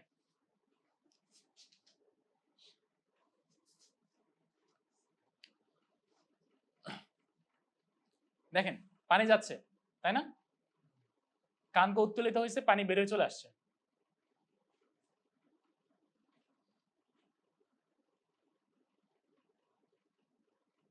এখন দেখেন এটা হচ্ছে কি, তার ফুলকা। এই ফুলকার রং লাল কেন জানেন? কারণ এখানে অনেক ব্লাড ক্যাপিলারিজ থাকে, এই জন্য তার রংটা লাল হয়। এই ক্যাপিলারিজ গুলোর মাধ্যমে সাধারণত এখান থেকে গ্যাসিয়াস এক্সচেঞ্জ গুলো ঘটে। এই দেখেন ব্লাড ক্যাপিলারিতে গ্যাসিয়াস এক্সচেঞ্জ ঘটতেছে, অক্সিজেন নিচ্ছে, কার্বন ডাইঅক্সাইড দিচ্ছে। এই যে এটা হচ্ছে কি পরিস্রোত তন্ত্র, রুই মাছের পরিস্রোত তন্ত্র। দেখেন অক্সিজেন দিচ্ছে আর কার্বন ডাইঅক্সাইড কি করবে, সেখান থেকে ডোনেট করে দেবে ওই পাশে। এর মাধ্যমে সর্বাধিক 80% পর্যন্ত অক্সিজেন সে নিতে পারে, গ্রহণ করতে পারে এই পরিস্রোত তন্ত্রের মাধ্যমে। কত পার্সেন্ট? 80%। আচ্ছা, এটা এটুকু জানলে চলবে, আর লাগবে না। এখন আসেন রুই মাছের বায়ুথলি। বায়ুথলির দেখেন কতগুলো নাম, পটকা বলি আমরা একে, সন্তরণ থলি বলি, হাইড্রোস্ট্যাটিক অঙ্গ বলি, ঠিক আছে? এখন এই যে পটকা, এর অবস্থান কোথায়? এইটা সাধারণত মেরুদণ্ডের নিচে আর পৌষ্টিক নালীর উপরে অবস্থান করে। আর ও সাধারণত দুইটা প্রাচীর বিশিষ্ট, মানে হচ্ছে ওর যে আবরণী পর্দা সেটা হচ্ছে দ্বিস্তরী আবরণী থাকবে। বাইরের যে স্তর সেটাকে আমরা বলি টিউনিকা এক্সটার্না, আর ভেতরে যে স্তর সেটাকে কি বলি, ইন্টারনা। আচ্ছা, এখন এই যে এক্সটার্না সেটা সাধারণত একটা যোজক টিস্যুর লেয়ার দিয়ে গঠিত, বাট যেটা হচ্ছে ইন্টারনা সেটা একটা স্মল মাসেল, কি বলতেছি আমি, সরি, মসৃণ পেশি দিয়ে সেটা হচ্ছে নির্মিত, ঠিক আছে? রোজায় ধরে গেছে। আচ্ছা, এখন আসেন এই যে মাছের পটকা, এটা সাধারণত দুইটা প্রকোষ্ঠ থাকে, একটা কি সম্মুখ প্রকোষ্ঠ আর একটা পশ্চাৎ প্রকোষ্ঠ। এখন এইখানে কি কিছু গ্যাস সঞ্চিত থাকবে, ম্যাক্সিমামই থাকে অক্সিজেন, প্লাস এখানে কিছু পরিমাণ নাইট্রোজেন আর কার্বন ডাইঅক্সাইড থাকতে পারে। আচ্ছা, এখন আসেন এই পটকাকে সাধারণত দুই ভাগে আবার ভাগ করা হয়, একটা হচ্ছে ফাইসোস্টোমাস আর একটা ফাইসোক্লিস্টাস। তো যেই পটকাগুলা অন্য নালীর সাথে যুক্ত থাকবে তাদেরকে আমরা বলি ফাইসোস্টোমাস, আর যেগুলো যুক্ত থাকবে না সেগুলা ফাইসোক্লিস্টাস। আচ্ছা, এখন এই যে রুই মাছ, এই রুই মাছের বায়ুথলি বা পটকাটা নিউমেটিক নালী বা ডাকটাস নিউমেটিকাসের সাহায্যে অন্য নালীর সাথে যুক্ত থাকে, এজন্য আমরা ওকে বলি ফাইসোস্টোমাস ধরনের পটকা। আচ্ছা, এরপরে আসেন এর আরেকটা ফিচার হচ্ছে, সে হচ্ছে একটা অস্থি, এই ওয়েবেরিয়ান অসিকল নামক একটা অস্থির সাহায্যে সে কি অন্তঃকরণের সাথে যুক্ত থাকে। এখন বিজ্ঞানী দেখেন এখানে ইংলিশে দেখবেন যে উচ্চারণ হয় ডাব্লিউ দিয়ে, বাট বাংলায় আমরা উচ্চারণ কি করতেছি, ভেবেরিয়ান, ঠিক আছে? কারণ এটা জার্মান ল্যাঙ্গুয়েজ, এই জন্য হচ্ছে ডাব্লিউটা ভি উচ্চারণ হয়। আচ্ছা, এখন আসেন এই পটকা সাধারণত রুই মাছকে উপরের দিকে উঠতে নিচের দিকে নামতে সাহায্য করে। কেমনে সাহায্য করে, কারো কোনো আইডিয়া আছে? বলবো? আচ্ছা, একটু বলি, দেখেন এর যে অগ্রপ্রকোষ্ঠটা আছে, এই অগ্রপ্রকোষ্ঠ সাধারণত ব্লাড থেকে গ্যাসিয়াস সাবস্টেন্স গুলোকে শোষণ করে। শোষণ করার ফলে যখন দেখেন সে শোষণ করে তখন কি তার আয়তন কি হবে, বৃদ্ধি পাবে। আর রুই মাছের ভিতরে কি গ্যাসের সংখ্যা বেড়ে যাবে, মানে গ্যাসের আয়তনটা বেড়ে যাবে। এর ফলে কি হবে, সে কি একটু হালকা হয়ে যাবে না? সে তখন পানির নিচে থাকলে সে উপরের দিকে ইজিলি চলে আসতে পারবে। আর যখন তার মনে হবে যে না আমি উপরের স্তরে এখন থাকবো না, এখন আমি নিচের স্তরে চলে যাব, তখন কি করবে, এই অগ্রপ্রকোষ্ঠ আর পশ্চাৎ প্রকোষ্ঠের মাঝখানে একটা কপাটিকা থাকে, সে এই কপাটিকাটাকে খুলে দিবে। যখন হচ্ছে এই কপাটিকা খুলে যাবে তখন হচ্ছে এই গ্যাসিয়াস সাবস্টেন্স গুলা পশ্চাৎ প্রকোষ্ঠে চলে যাবে। ঠিক আছে, যখন সে পশ্চাৎ প্রকোষ্ঠে চলে যাবে তখন কি হবে, এই পিছনের প্রকোষ্ঠের কাজই হচ্ছে সে গ্যাসিয়াস সাবস্টেন্স গুলাকে তার প্রকোষ্ঠ থেকে নিয়ে ব্লাডে সঞ্চালন করে দেয়। তাহলে কি এখান থেকে কি গ্যাসের আয়তন কমে যাবে। এখন গ্যাসের আয়তন যখনই কমে যাবে তখন সে কি করতে পারবে, তার ভিতরে কি গ্যাসিয়াস সাবস্টেন্সের পরিমাণ কমে গেল, সে হচ্ছে নিচের দিকে নেমে আসতে পারবে। এইভাবে হচ্ছে বায়ুথলির সাহায্যে রুই মাছ উপরে নিচে ভাসতে পারে। আচ্ছা, এখন আসেন বায়ুথলির কাজ, কি কি কাজ আছে। প্রথম কাজ যেটা, সেটা কি, প্রবতা রক্ষাকারী অঙ্গ হিসেবে আমরা তাকে চিনি। সেকেন্ড কাজ যেটা, তার অভিযোজনক্ষম ভাসাল। থার্ড, শ্বসন। দেখেন এরকম বইয়ের মধ্যে দেখেন একদম মেন মেন যে হেডলাইট গুলো আছে সেগুলো পড়লেই চলবে, বাকি কিছু লাগবে না এখান থেকে, বুঝছেন। এখন আপনার আসতে পারে যে বায়ুথলির কাজ নয় কোনটি, তখন হচ্ছে এই জন্য হচ্ছে এগুলো মনে রাখতে হবে। আচ্ছা, এখন আসেন প্রায় আমরা শেষের দিকে চলে আসছি। রুই মাছের প্রজনন, এরপরে তেমন কিছু নাই, প্রায় শেষ, আর হয়তো কয়েক মিনিট লাগবে। আচ্ছা, এখন আসেন প্রথমে রুই মাছের প্রজনন। তো এই যে রুই মাছের প্রজনন তন্ত্র, এইখানে সাধারণত আমরা রুই মাছ কি একলিঙ্গ প্রাণী আর দ্বিলিঙ্গি, কোনটা, উভলিঙ্গ না একলিঙ্গি? আচ্ছা, এই জন্য হচ্ছে, আচ্ছা তাহলে কি একটা মাছের মধ্যে আমরা শুক্রাশয় ডিম্বাশয় দিতে পাবো? দুইটা আলাদা আলাদা মাছে পাবো। পুরুষ মাছে আমরা কি পাবো, শুক্রাশয়, আর স্ত্রী মাছে পাবো ডিম্বাশয়। এই শুক্রাশয় যে আবরণী পর্দা দিয়ে আবৃত থাকে তাকে আমরা বলি মেসোরকিয়াম পর্দা, আর ডিম্বাশয়টা মেসোভেরিয়াম পর্দা দিয়ে আবৃত থাকে, বলা হয় যে দেহ প্রাচীরে ঝুলানো থাকে। ঠিক আছে, আচ্ছা এখন আসেন, এই যে দেখেন এখানে একটা শুক্রাশয়, শুক্রাশয় এখানে কয়টা দেখা যাচ্ছে? দুইটা না? দুইটা শুক্রাশয়, দুইটা শুক্রাশয়ের জন্য আলাদা আলাদা দুইটা শুক্র নালী থাকে এখানে, দেখছেন? এই নালীগুলা এখানে এসে একসাথে মিলিত হয়ে যায়, পরবর্তীতে তারা রেচন জনন রন্ধ্রপথে বাইরে বেরোয় আসে। আর এইদিকে দেখেন ডিম্বাশয়ের কি এরকম কোনো নালী আছে?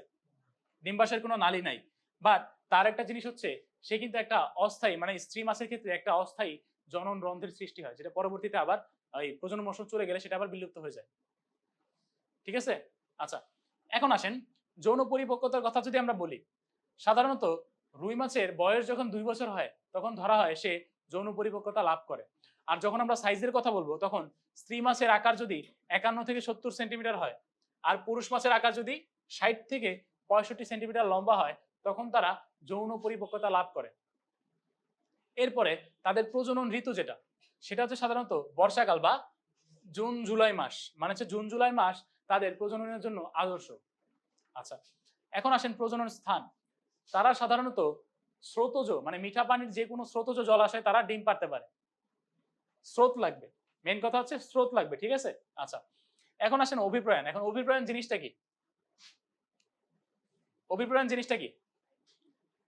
সেটা হচ্ছে মাইগ্রেশন বলা যায়, কারণ তারা ডিম পাড়ার জন্য এক জায়গা থেকে আরেক জায়গায় মাইগ্রেট করে, এটাকে বলা হয় অভিপ্রায়ন। এই অভিপ্রায়নটা কোন ধরনের? প্রোটামোড্রোমাস। ঠিক আছে, আচ্ছা এখন আসেন তার ডিম ছাড়ার সময়। এই যে ডিম ছাড়া প্লাস হচ্ছে যে শুক্রাণু নিঃসরণ যে প্রক্রিয়া, এই দুইটাকে একসাথে আমরা বলতেছি কি, স্পনিং। এই স্পনিং কত সময়ের মধ্যে সম্পন্ন হয়? 15 সেকেন্ডের মধ্যে সম্পন্ন হয়। আচ্ছা, এরপরে যেটা বলা হয় যে রুই মাছের ফিকান্ডিটি। ফিকান্ডিটি জিনিসটা কি? ফিকান্ডিটি জিনিসটা কি? এটা হচ্ছে তার ডিম উৎপাদন ক্ষমতা। পার কেজি ওয়েটের জন্য একটা স্ত্রী মাছ কতগুলো বা কত লক্ষ ডিম উৎপন্ন করতে পারবে সেটা হচ্ছে তার ফিকান্ডিটি। তাহলে এখন রুই মাছের ফিকান্ডিটি 1 থেকে 4 লক্ষ বলতে বোঝায় যে 1 কেজি ওজনের একটা স্ত্রী রুই মাছ 1 থেকে 4 লক্ষ ডিম পারতে পারবে। তাহলে যদি আপনাকে বলে 3 কেজি ওজনের একটা রুই মাছের ফিকান্ডিটি কত? আচ্ছা, এখন দেখেন শুধুমাত্র ফিকান্ডিটি দেখলে লিখে দিয়েন না। এখন আপনাকে যদি বলে যে একটা পুরুষ রুই মাছের ওজন 3 কেজি, তাহলে তার ফিকান্ডিটি কত? পরীক্ষার হলে দেখবেন টেনশনে সেখানে আমরা দাগাই দিয়েছেন সুন্দর মতো 3 থেকে 12 লক্ষ, অথচ তার কোনো অ্যান্সারই নাই। বুঝতে পারছেন? এই জন্য হচ্ছে কোশ্চেনে খেয়াল করতে হবে। আচ্ছা, এখন আসেন নিষেক। এই রুই মাছে কোন ধরনের নিষেক ঘটবে? বহি নিষেক। আর নিষেকের পরে এদের ডিমগুলো সাধারণত পানিতে ভাসবে না, ডুবে যাবে, এজন্য একে বলা হয় ডিমারসাল। আর যেগুলো হচ্ছে ভেসে থাকে তাদেরকে কি বলে? পোলাজিক। ঠিক আছে, আচ্ছা রুই মাছের জীবন চক্র। প্রথমে আসেন ভ্রূণীয় পরিস্ফুটন যেটা। রুই মাছের যে জাইগোট তার ব্যাস কতটুকু হয়? 4.1 to 4.8 মিলিমিটার। আর এই যে জাইগোট সৃষ্টি হয় তার 30 থেকে 45 মিনিট পরে সাধারণত তাদের ক্লিভেজটা শুরু হয়ে যায়। আচ্ছা, এখন এইখানে ঘটে মেরোব্লাস্টিক ক্লিভেজ। এই মেরোব্লাস্টিক ক্লিভেজ কি? দেখেন এখানে কি হয়, রুই মাছের যে ডিম ধরলাম এটা, এখানে ভেজিটাল পোল বা কুসুমের অংশ অনেক বেশি থাকে, যার ফলে ধরেন এখানে একটা নিউক্লিয়াস, এখন সে তো পুরোটা জুড়ে আর বিভাজিত হতে পারবে না, কারণ কুসুম তাকে বাধা প্রদান করবে। এই জন্য কি হবে, সে একটা পোলে বিভাজিত হবে, একটা উঁচু ঢিবির মতো অংশ তৈরি করবে। এখন সে যে এই যে একটা পোলে বিভাজিত হচ্ছে, এই জন্য তাকে আমরা বলি মেরোব্লাস্টিক ক্লিভেজ। ক্লিভেজটা একটা পোলে হচ্ছে বা একটা মেরুতে হচ্ছে, ঠিক আছে? এই জন্য তার নাম কি বলি আমরা, মেরোব্লাস্টিক ক্লিভেজ। আচ্ছা, এখন দেখেন 15 থেকে 18 ঘন্টার পরে ডিমের ভিতর থেকে লার্ভা বেরিয়ে আসবে। কিসের পরে? নিষেকের পরে। এটা আপনাদের বই থেকে একদম ডিরেক্টলি নেওয়া, ঠিক আছে? আসলে এটা আসলে লিখার কোনো কিছু নাই, এই জন্য হচ্ছে এটা একদম ডিরেক্টলি তুলে দিছি। আচ্ছা, এখন দেখেন এইখানে রুই মাছের বিভিন্ন পর্যায়কাল, বিভিন্ন সময় যে তারা অতিক্রম করতেছে, তখন কোন সময় আমরা তাদেরকে কি বলবো সেটা হচ্ছে এখান থেকে আমরা একটু দেখবো। প্রথমে আসেন রেণুপোনা। এখন রেণুপোনা আমরা কাদেরকে বলবো? তো একটা ডিম থেকে যখন লার্ভা বেরোবে, সেখান থেকে 72 ঘন্টা সময় পর্যন্ত একটা পোনাকে আমরা বলবো রেণুপোনা বা হ্যাচলিংস। এখন ওর মধ্যে সাধারণত কুসুমথলিটা অনেক বেশি বড় থাকে, যার ফলে হচ্ছে তার বাইরে থেকে খাদ্য গ্রহণ করতে হয় না, এই কুসুমথলির পুষ্টি নিয়ে সে জীবনযাপন করতে পারে।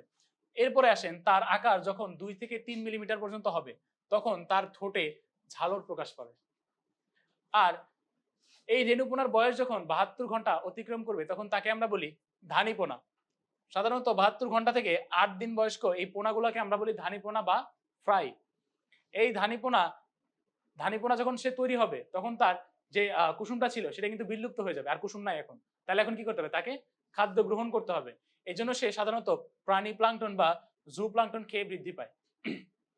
আর এই সময় তার কানকোয়ার যে রেখা সেটা স্পষ্ট হয়। আচ্ছা, এখন আসেন এই যে দেখেন ধানীপোনা, এই যে কানকোয়ার যে রেখা দেখছেন, এই যে কানকোয়ার রেখাটা। আচ্ছা, এখন আসেন আঙুলিপোনা। আঙুলিপোনা কাদেরকে বলে? সাধারণত 9 দিন বয়স থেকে 30 দিন বয়স পর্যন্ত যে পোনাগুলো থাকে সেগুলোকে বলা হয় আঙুলিপোনা। এইখানে দেখেন তাদের পৃষ্ঠপাখনায় কতগুলো রশ্মি, অনেকগুলো রশ্মির সংখ্যা দেওয়া আছে, তাই না? এগুলো একটু নিজ দায়িত্বে পড়ে নেবেন, এত বেশি ইম্পর্টেন্ট না, বাট পড়ে নেবেন।